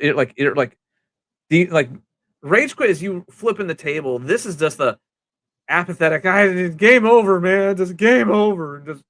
Just drop the controller and walk away. Just yeah. Hopefully we should be back. And if anything, this does give me time to write the script out for the actual video. So it's even though I am not streaming, I am working on the big I beat every Transformers console game released in North America.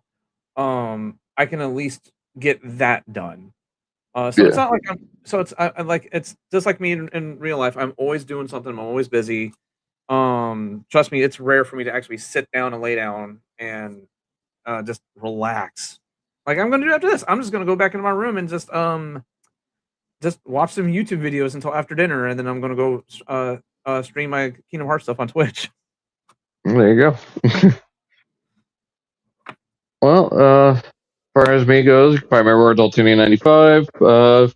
I don't know what I've got coming for reviews. I know I want to get the newer stuff out of the way, but I've still got my G2 Grimlock and G2 Sludge and Swoop to do. And then, of course, the Blockies kit. And then when Liokaiser comes in, I do want to do a full review as soon as possible. Try to get those early views as soon as I can. Or be one of the first ones. Being one of the first other ones. Than that, being one of the first ones guarantees a good number of reviews. I mean, it happened to me on my toy review channel. I was one of the first ones to review a certain Kamen Rider figure, and I wasn't the most watched one, but since I was one of the first, it did get it's to this day it's one of my most watched videos. So I think that's how it was with me with Carmina Wars Huffer, because I was one of the first ones to get that video out. Because a lot of people just didn't care about the Thrilling 30 Optimus mold, but it did good numbers, and same with my Bakon stuff from that year, or from 2016. So, but anyways, let's stop rambling. Let's go ahead and end it there. We'll see you guys all in either a few days or a couple weeks. We'll see what happens with Liokaiser and any upcoming news. So, so long. See you guys later, and keep enjoying Beast Wars, G1, Bayverse, whatever floats your broadside or your sea spray. Bye-bye. Bye.